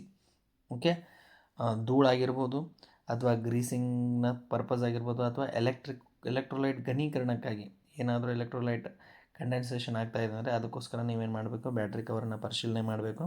ಅಗತ್ಯವಿದ್ದರೆ ಬ್ಯಾಟ್ರಿಯನ್ನು ಏನು ಮಾಡಬೇಕು, ನೀವು ಸ್ವಚ್ಛಗೊಳಿಸಬೇಕು. ಇನ್ನು ನೆಕ್ಸ್ಟ್ ಪಾಯಿಂಟ್ಸ್ ಬರುತ್ತೆ. ಸ್ಕ್ರ್ಯಾಚಸ್ ಅಥವಾ ಸಡಿಲವಾದ ಟರ್ಮಿನಲ್ಗಳು ಮತ್ತು ಇತರೆ ಹಾನಿಗಳಿಗಾಗಿ ಏನು ಮಾಡಬೇಕು, ಬ್ಯಾಟ್ರಿಯನ್ನು ಪರಿಶೀಲನೆ ಮಾಡಬೇಕು. ಸೊ ಸ್ಕ್ರ್ಯಾಚಸ್ ಆಗಿದ್ದು ಲೀಕೇಜ್ ಆಗ್ತಾಯಿದೆ ಅಂದರೆ ಸೊ ಅದನ್ನು ನೀವೇನು ಮಾಡಬೇಕು, ಪರಿಶೀಲನೆ ಮಾಡಬೇಕು. ಇನ್ನು ನೆಕ್ಸ್ಟ್ ಹಾನಿಗೊಳಗಾಗಿತ್ತಪ್ಪ ಬ್ಯಾಟ್ರಿ ಪೂರ್ತಿ ಡ್ಯಾಮೇಜ್ ಆಗಿದೆ, ಯೂಸ್ ಮಾಡೋಕ್ಕೆ ಆಗಲ್ಲ ನೆಕ್ಸ್ಟ್ ಟೈಮ್ ಅಂದಾಗ. So you have to change the battery. Okay, next 6 marks questions. Okay, ಇವು 4 ಪ್ರಶ್ನೆಗಳನ್ನು ನಿಮಗೆ ವಾರ್ಷಿಕ ಪರೀಕ್ಷೆಯಲ್ಲಿ ಕೇಳ್ತಾರೆ. ಅದಕ್ಕೆ ನೀವು 2 ಪ್ರಶ್ನೆಗಳಿಗೆ ಉತ್ತರವನ್ನು ಕೊಟ್ಟರೆ ಸಾಕು. ಓಕೆ, 33ನೇ ಪ್ರಶ್ನೆ ಏನು ಕೇಳಿದ್ದಾರೆ ಅಂತಂದರೆ, ಮಲ್ಟಿ ಸಿಲಿಂಡರ್ ಇಂಜಿನ್ನಲ್ಲಿ ಸಿಲಿಂಡರ್ ಬೋರ್ನ ಪಿಸ್ಟನ್ ಕ್ಲಿಯರೆನ್ಸನ್ನು ಪರೀಕ್ಷಿಸುವ ವಿಧಾನವನ್ನು ವಿವರಿಸಿ ಅಂತ ಕೇಳಿದ್ದಾರೆ. ಸೊ ಅಂದರೆ ಸಿಲಿಂಡರ್ನಲ್ಲಿ ಪಿಸ್ಟನ್ ಮತ್ತು ಸಿಲಿಂಡರ್ ಬೋರ್ನ ನಡುವಿನ ಕ್ಲಿಯರೆನ್ಸನ್ನು ಹೇಗೆ ಪರೀಕ್ಷೆ ಮಾಡಬೇಕು ಅಥವಾ ಹೇಗೆ ಅಳತೆ ಮಾಡಬೇಕು ಅನ್ನೋದ್ರ ಬಗ್ಗೆ ಕೇಳಿದ್ದಾರೆ. ಸೊ ಇದನ್ನು ನಾವು ಏನು ಮಾಡೋಣ ಅಂತಂದರೆ, ನನ್ನ ಹತ್ರ ಒಂದು ಜನರಲ್ PPT ಇದೆ. ಆ PPTಯಲ್ಲಿ ನಾವೇನು ಮಾಡೋಣ, ಇದನ್ನು ನೋಡೋಣ. Okay, so next will come to this. Okay, first ಪ್ರಥಮ ಪಾಯಿಂಟ್, ವಾಹನವನ್ನು ಏನು ಮಾಡಿ ಸರಿಯಾದ ಜಾಗದಲ್ಲಿ ಪಾರ್ಕ್ ಮಾಡಿ, ಪಾರ್ಕಿಂಗ್ ಬ್ರೇಕನ್ನು ಹಾಕಿರಿ ಮತ್ತು ಎಲ್ಲ ಕಿಟಕಿ ಬಾಗಿಲುಗಳನ್ನು ಏನು ಮಾಡಿರಿ, ಮುಚ್ಚಿರಿ. First point. Okay, second point, parking ಬ್ರೇಕನ್ನು ಅಪ್ಲೈ ಮಾಡಿ. ಓಕೆ, ಥರ್ಡ್ ಪಾಯಿಂಟ್, ವಾಹನದ ಮುಂದಿರುವ ಬಾನೆಟ್ ಅಥವಾ ಹುಡ್ಡನ್ನು ಏನು ಮಾಡಿರಿ, ಓಪನ್ ಮಾಡಿರಿ. ಓಕೆ, ಫೋರ್ತ್ ಪಾಯಿಂಟ್, ಬ್ಯಾಟರಿಯ ಋಣಾತ್ಮಕ ಕೇಬಲನ್ನು ಅಂದರೆ ನೆಗೆಟಿವ್ ಕೇಬಲನ್ನು ಏನು ಮಾಡಿ ರಿಮೂವ್ ಮಾಡಿ. ಏಕೆಂತಂದರೆ ಶಾರ್ಟ್ ಸರ್ಕ್ಯೂಟ್ ಆಗುವಂಥ ಸಾಧ್ಯತೆ ಇರುತ್ತೆ. ಸೊ ಸಿಸ್ಟಮ್ನಲ್ಲಿ ನೀವು ಇಂಜಿನ್ ವಾಷಿಂಗ್ ಮಾಡ್ತಾ ಇರ್ಬೋದು ಅಥವಾ ಫ್ಯೂಲ್ ಫಿಲ್ಟರ್ ರಿಮೂವ್ ಮಾಡ್ತಾ ಇರ್ಬೋದು. ಆವಾಗೆಲ್ಲ ನೀವು ಪ್ರಪ್ರಥಮವಾಗಿ ಏನು ಮಾಡಬೇಕು, ಸೊ ಬ್ಯಾಟ್ರಿ ಟರ್ಮಿನಲನ್ನು ಅಥವಾ ನೆಗೆಟಿವ್ ಟರ್ಮಿನಲ್ನ ಏನು ಮಾಡಬೇಕು, ರಿಮೂವ್ ಮಾಡಬೇಕು. ನೆಕ್ಸ್ಟ್, ವಾಹನದ ಕೆಳಗಡೆ ಏನು ಮಾಡಿ ಒಂದು ಟ್ರೇ ಅಥವಾ ಫನಲನ್ನು ಇಡಿ, ಕಂಟೈನರನ್ನು ಇಡಿ. Okay, next drain plug socket wrench use ಮಾಡಿ 17 mm ಸೊ ಡ್ರೈನ್ ಪ್ಲಗ್ಗನ್ನು ಏನು ಮಾಡಿ ರಿಮೂವ್ ಮಾಡಿದ ಮೇಲೆ ಸೊ ಸುಟ್ಟಂತಹ ಆಯಿಲ್ ಕೆಳಗಡೆ ಬೀಳಲು ಏನಾಗುತ್ತೆ, ಪ್ರಾರಂಭ ಆಗುತ್ತೆ. ಸೊ ಅದನ್ನು ಕೆಳಗಡೆ ಬೀಳಲು ಅನುಮತಿಸಿ ಸ್ವಲ್ಪ ಟೈಮನ್ನು ನೀಡಿ. Okay, next radiator, hose pipes, cooling fan, water ಪಂಪ್ಗಳನ್ನು ಏನು ಮಾಡಿ ತೆಗೆದುಹಾಕಿ ಇಂಜಿನ್ ಸೆಕ್ಷನ್ನಿಂದ. ಸೊ ರೇಡಿಯೇಟರನ್ನು, ಹೋಸ್ ಪೈಪ್ಸ್ ಅಂತಂದರೆ ಮೆತು ನೀರು ನಾಳಗಳನ್ನು ಮತ್ತು ವಾಟರ್ ಪಂಪನ್ನು ಏನು ಮಾಡಿ ರಿಮೂವ್ ಮಾಡಿ.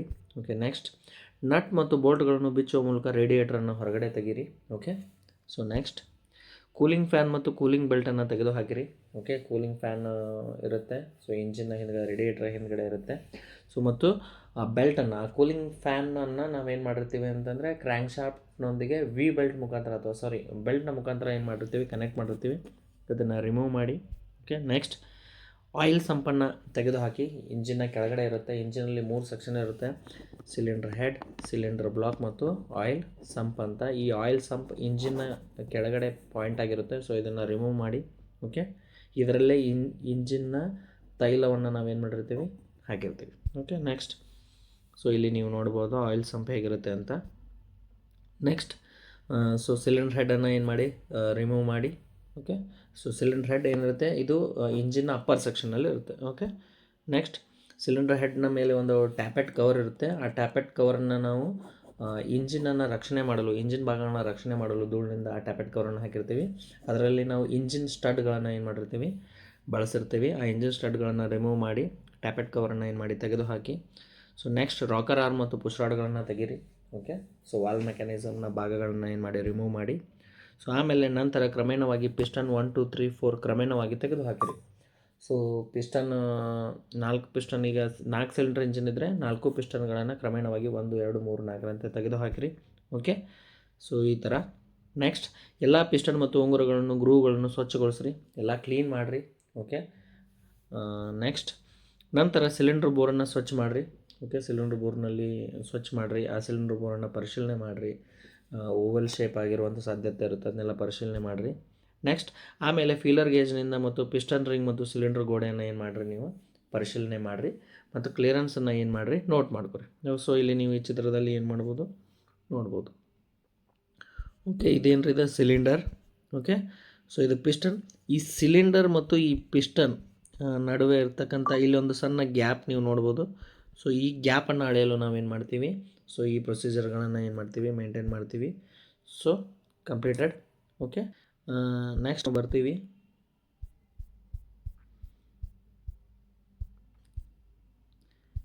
ನೆಕ್ಸ್ಟ್ ಪ್ರಶ್ನೆ, ರ್ಯಾಕ್ ಮತ್ತು ಪಿನಿಯನ್ ಮಾದರಿಯ ಸ್ಟೇರಿಂಗ್ನ ಅಂದವಾದ ಚಿತ್ರವನ್ನು ಬರೆದು ಭಾಗಗಳನ್ನು ಗುರುತಿಸಿ ಅಂತ ಅವರು ಹೇಳಿದ್ದಾರೆ. ಸೊ ಇದನ್ನು ನೀವು, ಇದು 4ನೇ ಚಾಪ್ಟರ್ನಲ್ಲಿ ಬರುತ್ತೆ, ಸಸ್ಪೆನ್ಷನ್ ಮತ್ತು ಸ್ಟೇರಿಂಗ್ ವ್ಯವಸ್ಥೆಯಲ್ಲಿ. ಸೊ ಇದು ನೀವು ಫಿಕ್ಸ್ ಕ್ವಶನ್ ಅಂತಲೇ ತಿಳ್ಕೊಬೋದು. ಓಕೆ, ಸೊ ಸ್ಟೇರಿಂಗ್ ಚಕ್ರ, ಸ್ಟೇರಿಂಗ್ ಕಾಲಮ್, ರ್ಯಾಕ್ ಅಂದರೆ ಇದು. ಸೊ ಪಿನಿಯನ್ ಅಂದರೆ ಇದು, ಇಲ್ಲಿ ಗೇರ್ನ ಹಾಗಿದೆಯಲ್ಲ ಚಕ್ರದ ಥರ, ಅದು ಪಿನಿಯನ್. ಸೊ ಕೆಳಗಡೆ ಇದೆಲ್ಲ ಅದು ರ್ಯಾಕ್. ಸೊ ಇದು ಬೂಟ್. ಓಕೆ, ಇಲ್ಲಿ ಇದಕ್ಕೆ ಬಾಲ್ ಜಾಯಿಂಟ್ ಅಂತ ಕರಿತೀವಿ. ಓಕೆ, ನೆಕ್ಸ್ಟ್ ಬರುತ್ತೆ ಇದು ಟೈ ರಾಡ್. ಓಕೆ, ವಿಶ್ಬೋನ್ ಆರ್ಮ್ ಮತ್ತು ಸ್ಟಬ್. ಓಕೆ, ಸೊ ನೀವು ಚಿತ್ರವನ್ನು ತೆಗೆದು ಸರಿಯಾಗಿ ಭಾಗಗಳನ್ನ ಗುರುತಿಸಬೇಕು. So rack and pinion steering ಸಿಸ್ಟಮ್ನ ಚಿತ್ರವನ್ನು ಸೊ ಇದು 6 ಅಂಕಗಳಿಗೆ ಕೇಳ್ತಾರೆ. ಸೊ ನೆಕ್ಸ್ಟ್, ಸೊ ಈ ಥರ ಚಿತ್ರವನ್ನು ಕೂಡ ನೀವೇನು ಮಾಡ್ಬೋದು, ಬರವಣಿಗೆ ಮಾಡ್ಬೋದು. ಇಲ್ಲಿ ಕೂಡ ಸೇಮ್ ಸ್ಟೇರಿಂಗ್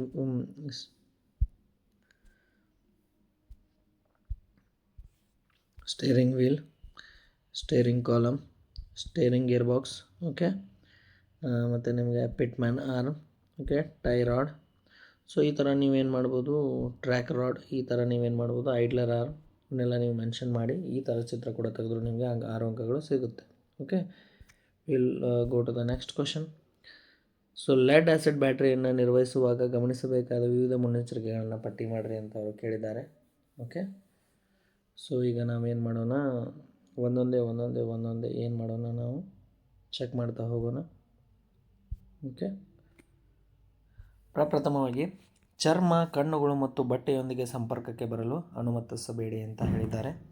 ಸೊ ನೋಡಿ, ಈ ಬ್ಯಾಟ್ರಿಲಿರ್ತಕ್ಕಂಥ ಎಲೆಕ್ಟ್ರೋಲೈಟ್ ಏನಿರುತ್ತಲ್ಲ, ಇದರಲ್ಲಿ H2SO4 30% ಇರುತ್ತೆ. 70% ಬಟ್ಟೆ ಇಳಿಸಿದ ನೀರು ಅಥವಾ ಡಿಸ್ಟಿಲ್ ವಾಟರ್ ಅಂತ ಇರುತ್ತೆ. ಸೊ ಈ ಮಿಶ್ರಣಕ್ಕೆ ನಾವು ಎಲೆಕ್ಟ್ರೋಲೈಟ್ ಅಂತ ಕರಿತೀವಿ. ಈ ಎಲೆಕ್ಟ್ರೋಲೈಟ್ ನಿಮ್ಮ ಚರ್ಮಕ್ಕೆ ಅಥವಾ ನಿಮ್ಮ ಕಣ್ಣುಗಳಿಗೆ ಅಥವಾ ಬಟ್ಟೆಯೊಂದಿಗೆ ಸಂಪರ್ಕಕ್ಕೆ ಬಂದರೆ, ಅಥವಾ ನಿಮ್ಮ ಬಟ್ಟೆ ಮೇಲೆ ಬಿದ್ದರೆ, ಅಥವಾ ನಿಮ್ಮ ಚರ್ಮದ ಮೇಲೆ ಬಿದ್ದರೆ, ನಿಮ್ಮ ಕಣ್ಣಿಗೆ ಏನಾದರೂ ಸೆಳೆದರೆ, ಸೊ ಅದು ಡ್ಯಾಮೇಜ್ ಮಾಡುವಂಥ ಸಾಧ್ಯತೆ ಇರುತ್ತೆ. ಸೊ ಹೀಗಾಗಿ ನಾವೇನು ಮಾಡಬೇಕು ಅಂತಂದರೆ, ಸೊ ಸೇಫ್ಟಿ ಸೂಟ್ಗಳನ್ನು ಬಳಸಬೇಕು, ಮುಖಕ್ಕೆ ಸೇಫ್ಟಿ ಮಾಸ್ಕನ್ನು ಬಳಸಬೇಕು, ಕೈಗಳ ಮೇಲೆ ಸೇಫ್ಟಿ ಗ್ಲೌಸ್ಗಳನ್ನು ಬಳಸಬೇಕು, ಹೆಲ್ಮೆಟನ್ನು ಬಳಸಬೇಕು. ಸೊ ಕಣ್ಣುಗಳ ರಕ್ಷಣೆಗೆ ನಾವು ಸೇಫ್ಟಿ ಗ್ಲೌಸನ್ನು ಬಳಸಬೇಕು ಮತ್ತು ಕಾಲುಗಳ ರಕ್ಷಣೆಗೆ ಸೇಫ್ಟಿ ಶೂಸ್ಗಳನ್ನು ಬಳಸಬೇಕು. Okay, so will go to the next point. ಬ್ಯಾಟ್ರಿಗೆ ಸಂಪರ್ಕಗಳನ್ನು ಮಾಡುವಾಗ ಧ್ರುವೀಯತೆಯನ್ನು ವೀಕ್ಷಿಸಲು ಜಾಗರೂಕರಾಗಿರಿ. ಧನಾತ್ಮಕದಿಂದ ಧನಾತ್ಮಕ ಮತ್ತು ಋಣಾತ್ಮಕದಿಂದ ಋಣಾತ್ಮಕವಾಗಿರಬೇಕು. ಸೊ ಇಲ್ಲಿ ನೀವು ನೋಡ್ಬೋದು, ಬ್ಯಾಟ್ರಿ ಕೇಬಲ್ಗಳನ್ನು ಪರೀಕ್ಷೆ ಮಾಡುವಾಗ ಧ್ರುವೀಯತೆಯನ್ನು ಚೆಕ್ ಮಾಡಬೇಕು. ನಿಮಗೆ ನೆನಪಿರಬೇಕು ಯಾವುದು ಪಾಸಿಟಿವ್ ಮತ್ತು ನೆಗೆಟಿವ್ ಕೇಬಲ್ ಅಥವಾ ಟರ್ಮಿನಲ್ ಅನ್ನೋದನ್ನು ನೀವು ನೆನಪು ಇಟ್ಕೋಬೇಕು. Okay, we will go to the next. 3ನೇದು, ಬ್ಯಾಟ್ರಿ ಕೇಬಲ್ಗಳನ್ನು ಸಂಪರ್ಕ ಕಡಿತಗೊಳಿಸುವಾಗ ಯಾವಾಗಲೂ ಋಣಾತ್ಮಕ ಕೇಬಲನ್ನು ಮೊದಲು ತೆಗೆದು ಹಾಕಬೇಕು ಅಂತ ಹೇಳಿದ್ದಾರೆ. ಸೊ ಋಣಾತ್ಮಕ ಕೇಬಲ್ ಅಂದ್ಬಿಟ್ಲೆ ಸೊ ಇಲ್ಲಿ ನೀವು ಬ್ಯಾಟ್ರಿಯನ್ನು ಓಪನ್ ಮಾಡಿದಾಗ ಅದ್ರ ಮೇಲೆ ಪ್ಲಸ್ ಮಾರ್ಕ್ ಇದ್ದರೆ ಅದು ಪಾಸಿಟಿವ್ ಟರ್ಮಿನಲ್, ಮೈನಸ್ ಮಾರ್ಕ್ ಇದ್ದರೆ ಅದು ನೆಗೆಟಿವ್ ಟರ್ಮಿನಲ್ ಅಂತ ನೀವು ಕನ್ಸಿಡರ್ ಮಾಡಬೇಕು. ಇಲ್ಲಾಂದರೆ ಯಾವಾಗಿದ್ದರೂ ಬ್ಯಾಟ್ರಿಯಲ್ಲಿ red colour it is a positive terminal, black colour ಇದ್ದರೆ ಅದು ನೆಗೆಟಿವ್ ಟರ್ಮಿನಲ್ ಅಂತ ನೀವೇನು ಮಾಡ್ಬೋದು, ಕನ್ಸಿಡರ್ ಮಾಡ್ಬೋದು. ಸೊ ಇದು ನಿಮ್ಮ ನೆನಪಿಗೆ. ಸೊ ನೀವು ಯಾವಾಗಾದರೂ ಬ್ಯಾಟ್ರಿಯ ಮೇಲೆ ಕೆಲಸ ಮಾಡ್ತಿದ್ರಿ ಅಥವಾ ಅಂದಾಗ, ಸೊ ನೀವು ಇಂಜಿನ್ ಸೆಕ್ಷನಲ್ಲಿ ಕೆಲಸ ಮಾಡ್ತಿದ್ದೀರ ಅಂದರೆ ನೀವು ಮೊದಲು ಏನು ಮಾಡಬೇಕು, ಪ್ರಿಕಾಷನ್ಗೋಸ್ಕರ ನೀವು ಬ್ಯಾಟ್ರಿಯ ನೆಗೆಟಿವ್ ಕೇಬಲನ್ನು ಏನು ಮಾಡಬೇಕು, ರಿಮೂವ್ ಮಾಡಬೇಕು. ನೆಕ್ಸ್ಟ್, ಓಕೆ, ಬ್ಯಾಟ್ರಿಯಲ್ಲಿ ಎಲೆಕ್ಟ್ರೋಲೈಟ್ನ ಮಟ್ಟ ಕಡಿಮೆ ಇದ್ದರೆ ಮತ್ತು ಎಲೆಕ್ಟ್ರೋಲೈಟನ್ನು ತುಂಬಬೇಡಿ, ಬದಲಾಗಿ ಡಿಸ್ಟಿಲ್ ವಾಟರ್ನ ಫಿಲ್ ಮಾಡಿರಿ. ಓಕೆ, ನೀವು ಬ್ಯಾಟ್ರಿಯ ಸೆಲ್ಗಳಲ್ಲಿ ಏನಿರುತ್ತೆ, ಎಲೆಕ್ಟ್ರೋಲೈಟ್ ಇರುತ್ತೆ. ಸೊ ಅದೇ ಹೇಳಿದ್ನಲ್ಲ ನಿಮಗೆ 30% SO4 ಮತ್ತು 70% ಡಿಸ್ಟಲ್ ವಾಟರ್. ಸೊ ಅದನ್ನು ಪರೀಕ್ಷೆ ಮಾಡುವಾಗ ಸೊ ಕಡಿಮೆ ಇತ್ತಪ್ಪ, ಎಲೆಕ್ಟ್ರೋಲೈಟ್ನ ಮಟ್ಟ ಕಡಿಮೆ ಇದ್ದರೆ ಸೊ ನೀವು ಅವಾಗ ಆ್ಯಸಿಡನ್ನು ಫಿಲ್ ಮಾಡಬೇಡಿ, ಎಲೆಕ್ಟ್ರೋಲೈಟನ್ನು ಫಿಲ್ ಮಾಡಬೇಡಿ. ಓನ್ಲಿ ನೀವು ಬಟ್ಟೆ ಇಳಿಸಿದ ನೀರನ್ನು ಏನು ಮಾಡಿ, ಫಿಲ್ ಮಾಡಿ. ಇಷ್ಟು ನಿಮಗೆ ಸಾಕು. Okay, next question. ಬ್ಯಾಟ್ರಿ ಕೇಬಲ್ಗಳನ್ನು ಸಂಪರ್ಕಿಸುವಾಗ ಯಾವಾಗಲೂ ಋಣಾತ್ಮಕ ಕೇಬಲನ್ನು ಕೊನೆಯದಾಗಿ ಸಂಪರ್ಕಿಸಿ. ಸೊ ಮೊದಲನೇದಾಗಿ ನಾನು ನಿಮಗೆ ಹೇಳಿದೆ ಏನಂತಂದರೆ ಸ್ಟಾರ್ಟಿಂಗ್.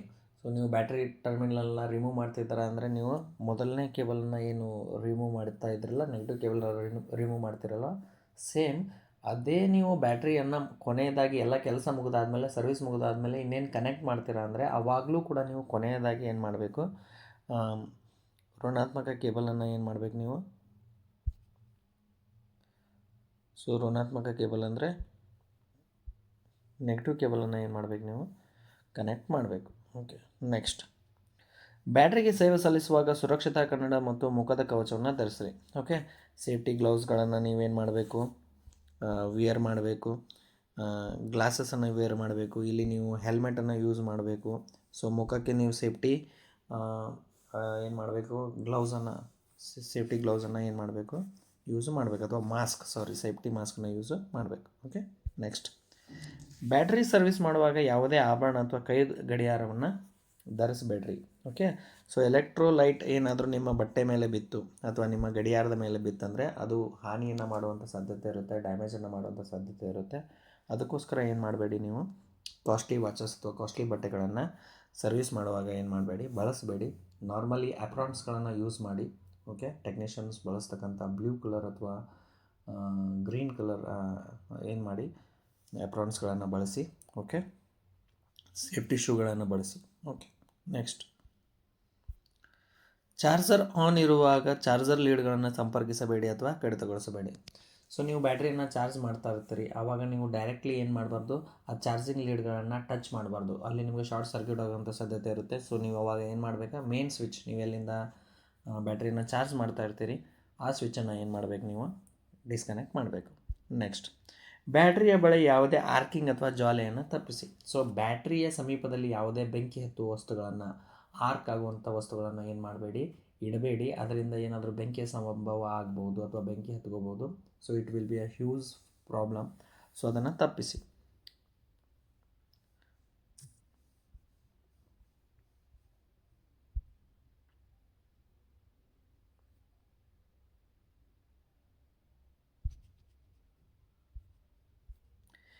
ನೆಕ್ಸ್ಟ್ ಬರುತ್ತೆ 36ನೇ question. Coil type oil pressure ಗೇಜ್ನ ರೇಖಾಚಿತ್ರವನ್ನು ಬರೆಯಿರಿ. ಇದು 5ನೇ ಯೂನಿಟ್ ಎಲೆಕ್ಟ್ರಿಕಲ್ ಆ್ಯಂಡ್ ಎಲೆಕ್ಟ್ರಾನಿಕ್ಸ್ನಲ್ಲಿ ಬರ್ತಕ್ಕಂಥ ಒಂದು ಪ್ರಶ್ನೆ. ಓಕೆ, ಸೊ ಇದನ್ನು 2-3 ಸಾರಿ ಕೇಳಿದ್ದಾರೆ. ಸೊ ನೀವು ಎಲೆಕ್ಟ್ರಿಕಲ್ ಮತ್ತು ಎಲೆಕ್ಟ್ರಾನಿಕ್ಸ್ನಲ್ಲಿ ನೀಡಿರ್ತಕ್ಕಂಥ ಡೈಗ್ರಾಮ್ಸ್ಗಳನ್ನು ಸೊ ನೀವೇನು ಮಾಡಬೇಕು, every 4 days so you have to practice. ಸೊ ಇದರ ವರ್ಕಿಂಗನ್ನು ಅಲ್ಲಿ ಅವ್ರು ಮೆನ್ಷನ್ ಮಾಡಿಲ್ಲ, ಓನ್ಲಿ ಚಾರ್ಟ್ಸ್ಗಳಿದೆ. ಸೊ ಪ್ರಾಕ್ಟೀಸ್ ಮಾಡಿ. 3 ಅಂಕಗಳಿಗೆ ಇಲ್ಲಾಂದರೆ 6 ಅಂಕಗಳಿಗೆ ಇವುಗಳನ್ನು ಏನು ಮಾಡ್ತಾರೆ, ಕಂಪಲ್ಸರಿಯಾಗಿ ಕೇಳ್ತಾರೆ. ಸೊ ಇಲ್ಲಿಗೆ ಏನಾಯಿತು, ನಿಮ್ಮ ಮಾಡೆಲ್ ಕ್ವಶನ್ ಪೇಪರ್ 2 ಕಂಪ್ಲೀಟಾಗಿ ಮುಗೀತು. ಓಕೆ, ಇದರಲ್ಲಿ ಏನಾದರೂ ನಿಮಗೆ ಕ್ವರೀಸ್ ಇದ್ದರೆ, ಓಕೆ, ನಿಮಗೆ ಏನಾದರೂ ಗೊತ್ತಾಗಿಲ್ಲ ಅಂದರೆ ನೀವು ನನಗೆ ಮೆನ್ಷನನ್ನು ಮಾಡ್ಬೋದು. ಸೊ ಧನ್ಯವಾದಗಳು.